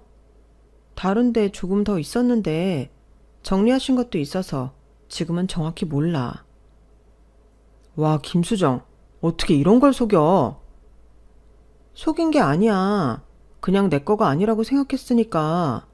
다 부모님 재산이고 부모님 역시 다 우리에게 주실 생각도 없으신 분들이라서. 안 주시면 그것들은 다 어떻게? 나중에 다 좋은 데 쓰시겠대. 미쳤어? 한두 푼도 아니고 그 외국에 있는 집들을 팔아서 기부를 한다고? 외국에 그 정도 있으면 국내에도 없을 리가 없잖아. 장모님 장인어른 한국에도 뭐 갖고 있으신 거야? 다 솔직히 말해봐. 아파트 5채랑 건물 1개. 세상에나. 너 거짓말 아니지? 그동안 난 누구랑 살았던 거야? 왜 속였어? 말했잖아. 내 거 아니라고. 우리 형제들 아무도 부모님 재산에 욕심 없어. 그냥 우리는 알아서 열심히 살 뿐이야. 뒷골이 다 땡기네. 수정이 너도 그렇지만 돈이 이렇게 말인데 장인어른 장모님은 그렇게 하나도 티를 안 내고 사신다는 게 말이 돼? 그 흔한 외제차도 안 몰고 다니시잖아. 그게 어때서? 외제차 몰고 다니면 우리가 무슨 다른 사람이라도 돼? 그냥 나한테 잘 맞고 문제 없으면 돈을 떠나서 쓰면 되는 거야. 엄마, 아빠 옷들도 거의 다 10년 이상씩 입으신 거야. 20년 넘은 것도 있는데 처남이랑 처제도 그렇게 티를 안 낼 수 있다고? 우린 그렇게 자랐으니까. 우리 형제들은 대학 들어가서 알바도 쉬어본 적이 없어. 돈이 많든 적든 그냥 우리는 우리 할 일 열심히 하면서 사는 거라고. 돈이 많으면 할 수 있는 일이 얼마나 많은데 너나 나나 직장 안 다녀도 돼. 그게 무슨 소리야. 난 지금 하는 일 너무 보람되고 재미있는데. 너는 원래 돈이 많았어서 취미처럼 일을 하니까 편한 거지. 언제 그만둬도 백이 두둑히 있으니까. 하지만 나 같은 사람은 달라. 하늘이 두 쪽 나도 가기 싫은 회사 가야 되고 사람들 만나야 되고 밀릴까봐 경쟁에서도 이겨야 돼. 가슴에 손을 얹고 너 그렇게 생각 안 하니? 그럼 지훈 씨, 그동안 나한테 보여줬던 자부심 갖고 일하던 성실한 모습은 다 뭐였어? 거짓이었어? 돈이 없으니까 자부심이라도 가져야 정을 붙이고 회사를 다니지. 성실? 책임감? 그것도 다 돈 때문이야. 이제야 다 이해가 되네. 수정이 네가 그동안 연구 일을 왜 그렇게 좋아서 미친 듯이 했는지를. 여유로웠던 거지. 돈에 쪼들리지 않고 연구만 해도 풍요로웠던 거고. 처남이나 처제도 다 똑같네, 이제 보니까. 아니야. 부모님이 돈이 있어서 그렇게 편하게 연구하고 그랬던 거 아니야. 난 정말 내 일을 좋아했고 보람도 느끼면서 해온 거야. 자기 왜 이래 갑자기? 나 지금 자기한테 굉장히 거리감 느끼고 이런 모습 낯설어. 야, 그건 내가 해야 할 말인 것 같은데 지나가는 사람을 다 잡고 물어봐라. 지금 이 상황에서 누가 더 황당할지. 너 설마 일부러 나한테 그동안 말 안 했던 거 아니야? 너희 집 돈 있는 거 알면 내가 뭐 어떻게 할까 봐? 무슨 소리야. 그런 생각 추호도 한 적 없어. 그냥 내 것이라고 생각 안 해서 말할 필요를 못 느꼈던 거야. 당연히 부족하다고 느끼면서 어렵게 살았던 건 아니지만 그렇다고 넘쳐나서 흥청망청 살았던 적도 없어. 모르겠다. 수정아, 난 그렇게 살아본 적이 없어서 네가 잘 이해가 안 된다. 아무튼 나는 우리가 부부인데 이런 걸 입도 뻥긋 안 했다는 게 너무 황당하고 어이없네. 친구한테 미국에 있는 집을 그냥 살게 해줄 정도인데 말이지. 남편은 잔뜩 화를 내며 문을 쾅 닫고 나가버리더군요. 사실 남편 입장을 완전 이해 못하는 것은 아니지만 부모님 재산에 대해서 안다고 해서 우리 상황이 변하는 것도 아닌데 굳이 저럴 필요가 있을까 싶었어요. 아무튼 그날은 우리가 결혼하고 가장 크게 싸웠던 날이었어요. 그런데 일주일 뒤 남편은 갑자기 태도가 180도 바뀌어 제게 다정하게 말을 걸더군요. 수정아, 우리 오붓하게 술 한잔하면서 이야기 좀 할까? 어제까지만 해도 내가 말도 못 붙이게 냉랭하더니 갑자기 왜 이래? 나도 이런 상황을 받아들이는데 시간이 좀 필요했어. 난 이제 다 이해하고 전부 수용하기로 했어. 그러니까 우리 좀 깊은 대화를 나눠보자. 응? 받아들이다니? 뭘 수용해? 내가 곰곰이 생각해보니까 우리 장인어른 장모님이 가난한 것보다 돈이 많은 게 훨씬 더 좋은 거더라고. 그날은 내가 너무 놀라서 너한테 좀 큰 소리를 쳤던 거야. 미안해. 우리는 변하는 거 없어. 그냥 전처럼 똑같이 자기 할 일 열심히 하면서 우리 미래를 만들어가면 되는 거야. 그럼 그건 변함없지. 그런데 말이야, 우리가 조금 더 좋은 환경에 놓인다면 더 열심히 잘 살 수 있을 것 같단 말이지. 무슨 말이야? 그 많은 돈을 다 남한테 준다는데 넌 안 아까워? 안 아까워. 우리가 정말 너무 어려운 상황에 처한다면 부모님께 도움을 좀 요청할 수는 있겠지. 하지만 그건 철저히 그분들 몫이고 의지니까 돈으로 어떻게 하시든 나는 상관없어. 이 집안 완전 할리우드 마인드네. 그래 수정아, 네 말 이해해. 하지만 나는 생각이 좀 달라. 뭐가 다른데? 나 네 남편이야. 그럼 장인어른 장모님이랑 나는? 가족이야. 처남 처제랑 가족이라고. 가족 중에서도 생각이 좀 다른 구성원이 있을 수도 있는 거잖아. 나는 내가 두 분의 도움을 조금 아니고 아주 많이 받을 수 있었으면 좋겠어. 나도 가족이니까. 그래서 기어이 엄마 아빠한테 돈 얘기를 하겠다는 말이야? 돈 얘기를 할 만한 권리가 있다는 거지. 한국에만 집이 있는 게 아니라 그렇게 해외 곳곳에, 그것도 물가 비싼 걸로 손꼽히는데 나라마다 집이 몇 채씩 있는 건 대충 계산해도 몇백억 원대 자산가라는 소리인데 거기서 반만 남겨주셔도 정말 완전 땡큐 감사인 거지. 그래서 하는 말인데 우리 우선 집부터 이사하고 그 다음에 또 어떻게 할지 이야기하자. 이사? 여기서 둘 다 잘 지내고 있었는데 갑자기 뭔 이사? 수정아, 정신 차려. 너 진짜 왜 이래? 무슨 네가 무소유 실천하는 법정 스님이야? 이 집보다 더 크고 좋은 데로 가자는 거지. 연예인들 보유세로만 몇 억 낸다 그러던데 우리도 그렇게 한번 살아보자. 응? 무슨 소리야. 그런 집이 왜 필요해? 필요해서 그렇다기보다 잘 산다는 걸 팍팍 티내기 위해서. 이게 창피한 거야. 부자인 걸 도대체 왜 감춰? 누리고 살자. 난 그런 곳으로 이사 갈 만큼 큰 돈 갖고 있지도 않고 지금 여기 이 집 아늑하고 너무 만족해. 너는 돈이 그만큼 없겠지. 그런데 부모님은 있잖아. 달라고 해. 더 큰 집 이사 갈 거니까 돈 좀 달라고. 그리고 나 저 낡아 빠진 국산차 당장 갖다 팔 거야. 차는 왜? 산지 1년도 안 됐잖아. 잘만 굴러가는데. 아까 벤츠 매장 가서 지금 우리나라에 들어온 차 중에 제일 최고급 레벨로 사려고 보고 왔어. 집에 있는 돈이 얼마인데 국산 중고차가 말이 되니? 남편 기 살려줘야지. 죽어도 나 그 벤츠차 살 거야. 자기 진짜 왜 이래?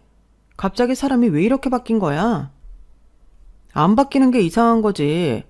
나 회사도 그만둔다고 이야기했어. 뭐? 자기 미쳤어? 미친 건 수정이 너야. 평생 쓰다 죽어도 다 못 쓰고 죽을 만큼 돈이 있는데 내가 왜 아침부터 회사에 나가서 죽어라 이래야 되는 건데. 넌 네 일 좋아할지 모르지만 난 내 일 하기 싫다니까. 좀 쉬면서 사업 구상이나 해보려고. 지금 저와 대화하는 사람이 내가 아는 남편 같지 않아서 너무 슬펐어요. 갑자기 변해버린 그 사람이 낯설고 멀게만 느껴졌어요.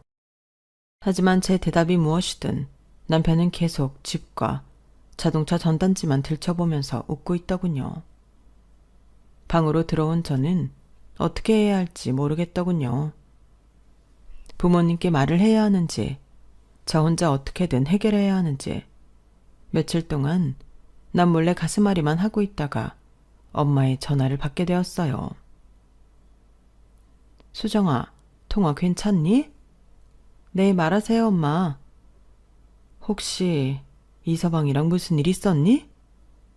응? 그게 말이야. 이서방한테 전화가 와서 받았더니 대뜸 돈 이야기를 먼저 하더라. 돈 달라고? 여태껏 말 안 해주신 거 너무하다고. 자기는 이직 가족이 아니냐고 원망하더구나. 그래서 나쁜 뜻으로 이야기 안 한 건 아니라고 해도 계속 너무 서운하다면서 한숨을 쉬더라고. 내가 미안하다고 사과를 했더니 그럼 자기도 가족이니까 우선 큰 집으로 이사 갈 돈이랑 차 바꿀 거, 사업 자금을 좀 줄 수 있는 거 아니냐고 하더라. 결국엔 이서방이 일을 저질렀네. 이게 다 갑자기 무슨 일이니?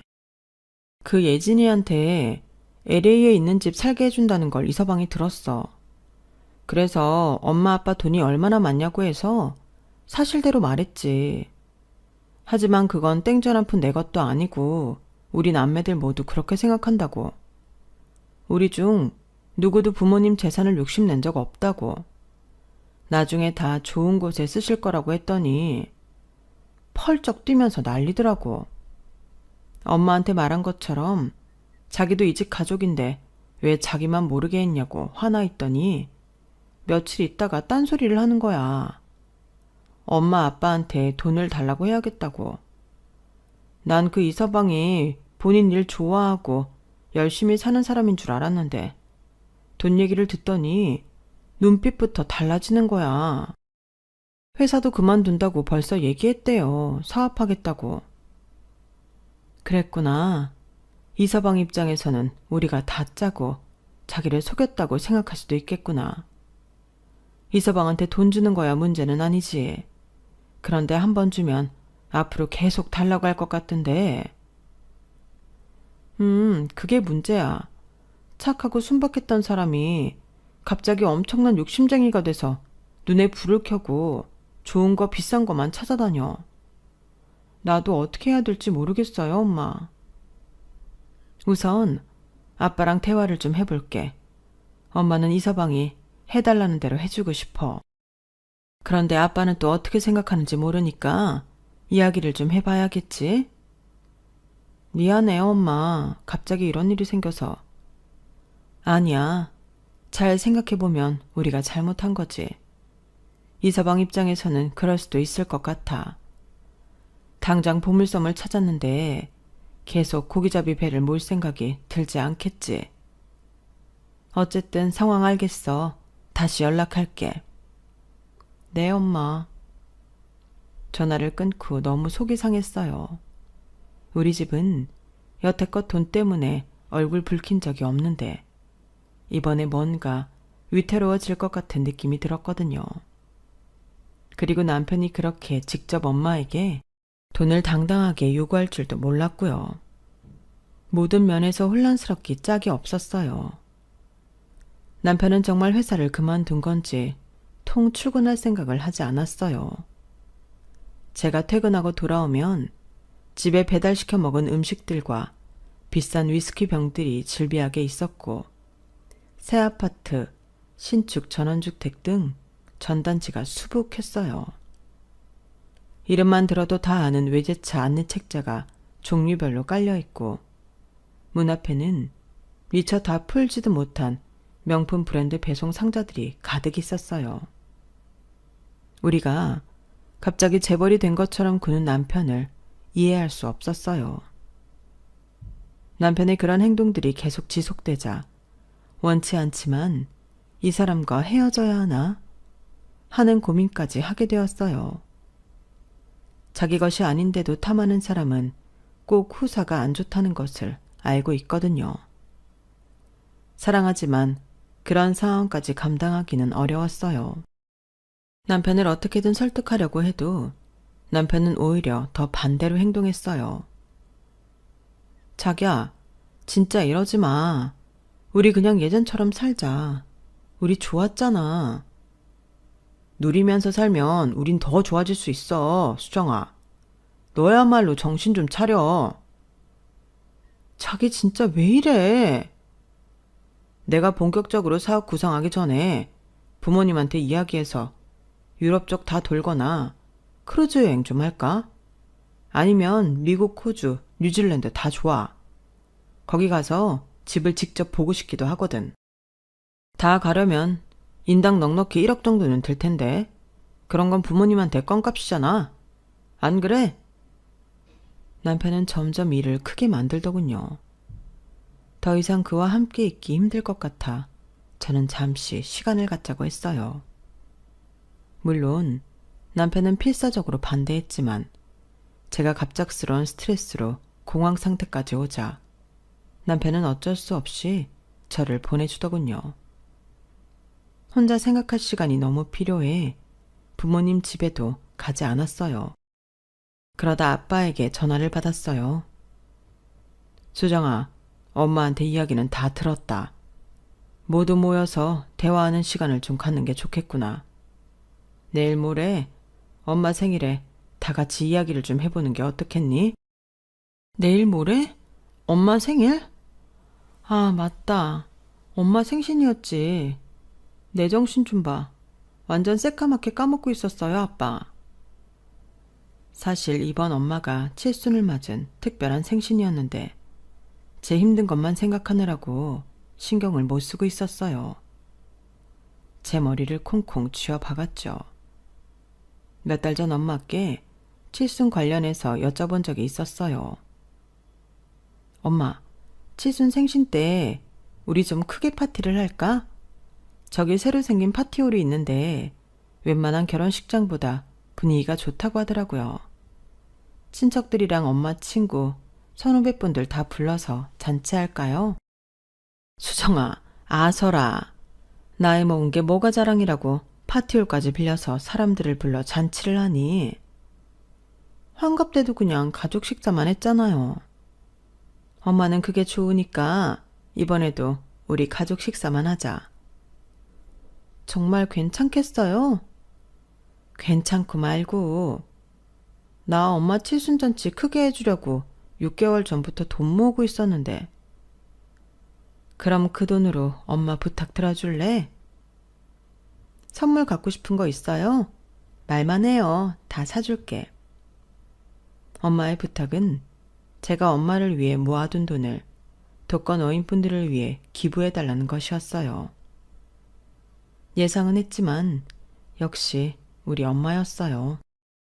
사실 엄마는 매년 생신 때마다 적든 많든 필요한 단체에 돈을 기부하셨었거든요. 그게 본인에게 주는 어떤 선물보다도 가장 크고 기쁜 선물이라며 좋아하셨어요. 올해는 성대하게 잔치도 하고 여태껏 못 해드렸던 좋은 선물도 좀 드리고 싶었는데 다 싫다 하시고 또 기부를 말씀하셨어요. 저는 어쩔 수 없이 웃으면서 엄마 이름으로 꼭 기부하겠노라 약속을 드렸어요. 엄마 칠순잔치 당일 저는 오지 않기를 바라는 마음에서 남편에게 문자 한 통 보내놓았어요. 오늘 엄마 칠순이야. K 한우집에서 식사 대접해드릴 건데 바쁜 일 있으면 굳이 참석 안 해도 돼. 남편에게는 별다른 답장이 없었고 저 역시 그가 오지 않을 것이라고 생각했어요. 한우집에 부모님, 동생들과 조카들이 모였고 맛있게 식사를 시작했어요. 요즘 기력이 약해지신 것 같아 제가 찾은 최고급 한우 식당이었죠. 엄마, 생신 축하드려요. 할머니, 생신 축하드려요. 여보, 생일 축하하오. 다들 고마워요. 크고 성대한 파티보다 전 이렇게 가족들이 옹기종기 모여 맛있게 먹는 거 보는 게 제일 좋네요. 한참 즐거운 시간을 보내고 있는데 룸의 문이 벌컥 열렸고 남편이 들어오더군요. 아유, 장모님, 늦어서 죄송합니다. 이서방, 어서 오게나. 수정이가 이서방 일 있어서 못 온다고 했는데 볼일 다 보고 온 건가? 우리 장모님 칠순보다 중요한 일이 뭐가 있겠습니까? 아유, 배고파라. 수정아, 나 여기 앉으면 되지? 기대도 안 했지만 역시 남편 손에는 아무 선물도 들려있지 않았고 제 옆에 앉아 허겁지겁 고기를 먹기 시작했어요. 저기요, 여기 고기 3인분 더요. 아니, 아예 5인분 더 줘요. 이서방, 많이 먹게나. 맛있네요. 역시 잔치에 소고기가 빠지면 섭섭하죠. 여기 고기가 비싼 건지 정말 맛있네요. 남편은 눈치를 없애기로 작정한 건지 쩝쩝거리며 익지도 않은 고기를 가져가 우걱우걱 먹더군요. 저는 어이가 없어 고개를 돌릴 수밖에 없었어요. 그때 엄마가 어렵게 말을 꺼냈어요. 이서방, 아니 지훈아. 네? 엄마한테는 다녀왔니? 네? 엄마요? 그래, 너희 엄마, 노봉남 여사. 아니, 장모님이 돌아가신 저희 엄마 성함을 어떻게... 오늘 봉남씨 기일이잖니. 저희는 모두 놀라서 엄마와 남편을 번갈아 쳐다봤고 남편은 갑자기 먹던 것을 멈추고 닭똥 같은 눈물을 뚝뚝 흘리기 시작했어요. 장모님이 저희 엄마 기일을 어떻게 알고 계신 거예요? 수정이가 자네 못 올 것 같다고 했을 때 난 돌아가신 엄마 보러 갔을 거라고 생각했어. 인사 잘 드리고 왔어? 엄마, 이게 다 무슨 소리야.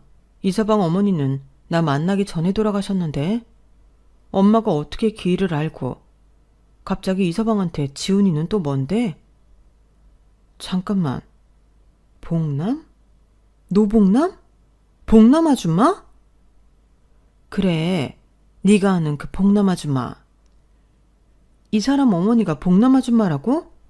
이게 도대체 어떻게 된 거야? 남편을 포함한 저희 형제들은 놀란 눈으로 엄마와 아빠를 쳐다봤고 정말 믿지 못할 이야기를 듣게 되었어요. 지훈아, 봉남 씨가 어떤 집에서 30년 넘게 일해주신 거 너도 알잖니?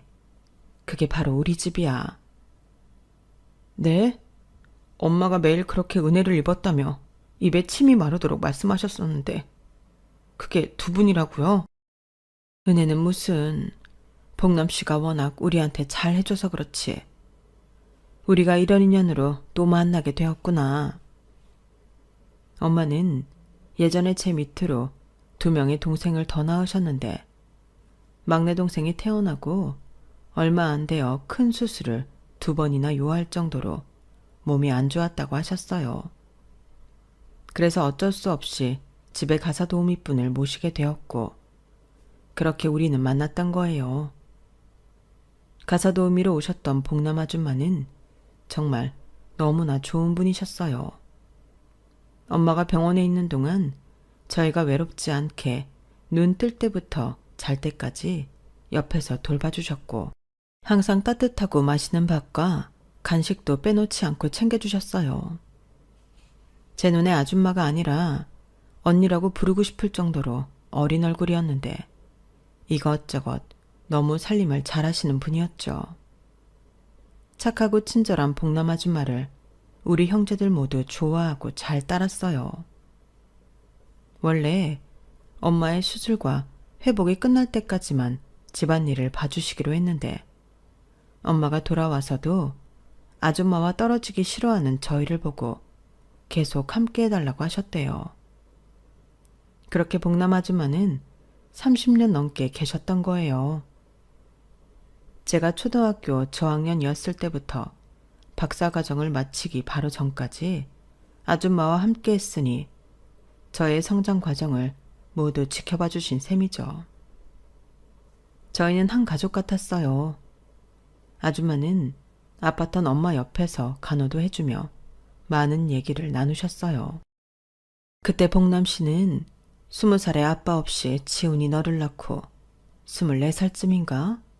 우리 집에 처음 왔을 거야. 앳된 얼굴인데 어찌나 일도 열심히 하고 우리 애들도 돌봐주던지. 내가 오히려 더 고마웠지. 봉남 씨는 내 친구이기도 했어. 그럼 장모님이 제 등록금까지 내주신. 그것보다 더 해주고 싶었던 게 얼마나 많았다고. 봉남 아줌마가 우리 가족에게 잘하는 만큼 엄마도 많은 것을 베풀었어요. 우리 집에서 일을 시작하고 몇 년 뒤에 엄마는 아줌마에게 다른 데에서는 들어본 적 없는 급여로 인상을 해주었고 혼자 아들을 키우고 있다는 것을 알고 뭐라도 더 해주라고 하셨어요. 아줌마도 그걸 알고 더 열심히 일해주셨고요. 그 덕분에 아줌마는 10년 만에 아들과 함께 지낼 수 있는 따뜻한 집 하나를 장만할 수 있었어요. 부모님은 그 아들이 대학을 가자 전학기 학비를 다 대주셨고요. 정말 피를 나눈 형제보다도 가까웠던 사이였어요. 하지만 몇 년 전 엄마 생신에 미역국을 끓여주신다며 시장에 다녀오시다 아줌마는 교통사고로 저희 곁을 떠나셨어요. 그러다 보니 엄마의 생일과 아줌마의 기일이 같은 날이 되었던 거예요. 누구보다 봉남 아줌마를 좋아했던 우리 가족들은 모두 큰 상실감에 빠져 있었고 특히 엄마는 제일 친한 친구를 잃었다며 우울증까지 걸려 오랫동안 많이 힘들어 하셨어요. 그럼 장례식도 전부 장모님이. 우리 집에서 고생만 한 봉남씨. 그 누구보다 편안하게 잠들게 해주고 싶었어. 그래서 장례식도 내가 모두 최고로 준비했던 거야. 그런데 왜 장례식에는 오시지 않았어요? 가고 싶지 않았어. 아니, 갈 수가 없었지. 봉남 씨의 죽음을 받아들일 수가 없었어. 결국 애 아빠만 슬쩍 다녀오고 나는 봉남 씨 마지막을 못 봤어. 맞아. 그때 봉남 아줌마 사고 소식 듣고 엄마가 바로 기절했었거든. 발이날 되어서도 엄마가 기운을 못 차렸어. 한 달 내내 울기만 하셨어. 그러고는 우울증으로 힘들어 하셨어. 그래서 엄마 장례식에서 뵐 수 없었던 거군요. 그때 못 간 건 미안해, 지훈아. 아니에요, 장모님. 우리 모두 봉남 아줌마 생각에 목이 메어 훌쩍거렸어요. 아무도 말을 잇지 못하자 아빠가 이야기를 이어갔어요. 우리는 지훈이 너를 알고 있었단다. 그런데 너는 우리를 못 알아보더구나. 수정이가 결혼할 사람이라고 널 데리고 온 날 우리 둘이 너무 놀라 말도 제대로 못했지. 복남 씨가 죽고 너를 아들처럼 보살펴주려고 했는데 너는 어느 날 말도 없이 동네를 떠났더구나. 너도 많이 힘들었겠지. 거기서 계속 지내기가. 네, 그 집에서도 살 수가 없었어요. 자꾸 엄마 생각이 나서. 그런데 시간이 지나 우리 앞에 수정이가 너와 손을 잡고 다시 나타났던 거야. 우리는 우선 기다렸어. 네가 우리를 알아볼 때까지. 엄마 아빠는 왜 나한테도 말 안 했어요? 그 말을 들으면 너도 마음이 어떨까 가늠이 되지 않았어. 우리도 고민 많이 했단다. 어쨌든 지훈이가 우리 가족이 된다고 생각하니 그렇게 기쁘더라. 그래서 1초도 생각 안 하고 너희의 결혼을 허락했었지. 지훈아, 이것 봐. 너희 엄마랑 같이 찍은 사진이야. 엄마 핸드폰 속에서 엄마와 착한 복남 아줌마가 손을 꼭 잡고 서 있었어요. 우리 남편 없이 혼자 애를 키우는 복남 씨를 안타깝게만 생각했었는데 너무 지혜로운 사람이어서 오히려 배운 것도 많아. 정말 고마운 사람이었어. 복남 씨는 우리 가족에게 따뜻한 햇살 같은 사람이었어. 핸드폰 속 사진을 본 남편은 거의 엎드려 통곡을 하기 시작했어요. 결혼 후 저도 남편에게 돌아가신 어머니 이야기를 거의 들어본 적 없어서 이런 인연이 있을 거라고는 꿈에도 생각 못했던 것이죠. 나중에 물어보니 남편에게 어머니는 전부였대요. 어머니가 돌아가시고 동네를 떠날 정도로 힘들어 입에 올릴 수 없었다고 하더군요. 그날 역시 저한테 말없이 혼자 어머니를 모셔둔 곳에 갔다 왔던 것이더라고요. 엄마한테 장모님과 장인어른 말씀은 정말 많이 들었습니다. 우리가 두 분 덕에 이렇게 집도 갖게 되고 공부도 하게 되고 잘 지내게 되었으니 꼭 은혜를 갚아야 한다며 정말 매일매일 주문처럼 이야기하셨어요. 대학 공부도 무사히 마치고 취직해서 돈도 벌기 시작하면서 언젠가 꼭 찾아뵙고 크게 보답을 해드려야지 하면서 미뤘었는데 어머니가 그렇게 갑자기 돌아가실 줄은 몰랐어요. 어머니가 안 계신 슬픔에 두 분에 대한 감사함도 있고 도망치듯 떠났었어요.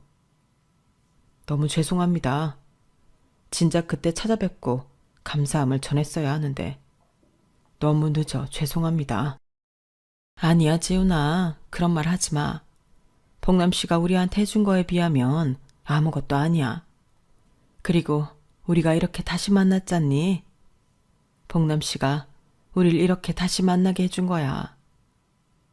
장모님, 엄마. 눈물 바닷속에 엄마의 생신이 끝났고 남편과 돌아가는 길에 생각이 많아지더군요. 그건 남편도 마찬가지인 것 같았어요. 수정아, 미안해. 내가 어리석었어. 아니야, 나도 미안해.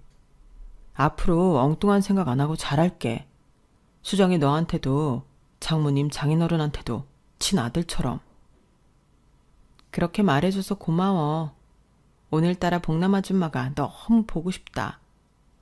맞아, 나 그거 기억나.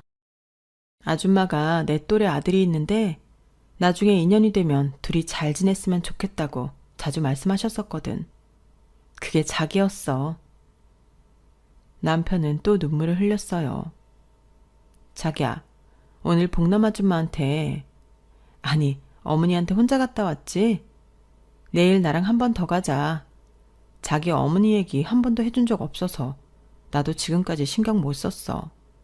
미안해. 내일 가서 어머니한테 인사드릴래. 저희 드디어 만났어요. 하고. 고마워, 수정아. 다음날 찾아가 돌아가신 어머니께 공손히 인사를 드렸어요. 그리고 저희 식구들을 30년이나 넘게 잘 돌봐주셔서 감사하다고. 그리고 이렇게 좋은 아드님을 제 옆에 보내주셔서 더욱 감사하다고. 잘 살겠다고. 그 후 남편은 정신을 차리고 다시 회사로 돌아갔고 우리 부모님의 재산에 대해서는 한마디도 왈가왈부하지 않았어요. 오히려 엄마 아빠가 뭐라도 해주려고 하시면 남편이 괜찮다고 먼저 말하고 나서더군요. 우리는 다시 각자의 자리에서 분주하고 열심히 살고 있답니다. 더 늦기 전에 이세 계획도 세우면서 말이에요. 오늘은 남편이 퇴근하면 좋은 소식을 전해줄 거예요. 남편의 어머니이자 우리 복남 아줌마를 위한 선물이거든요. 사실 복남 아줌마가 저희 집에 계실 때 엄마한테 자주 이렇게 말하시곤 하셨대요.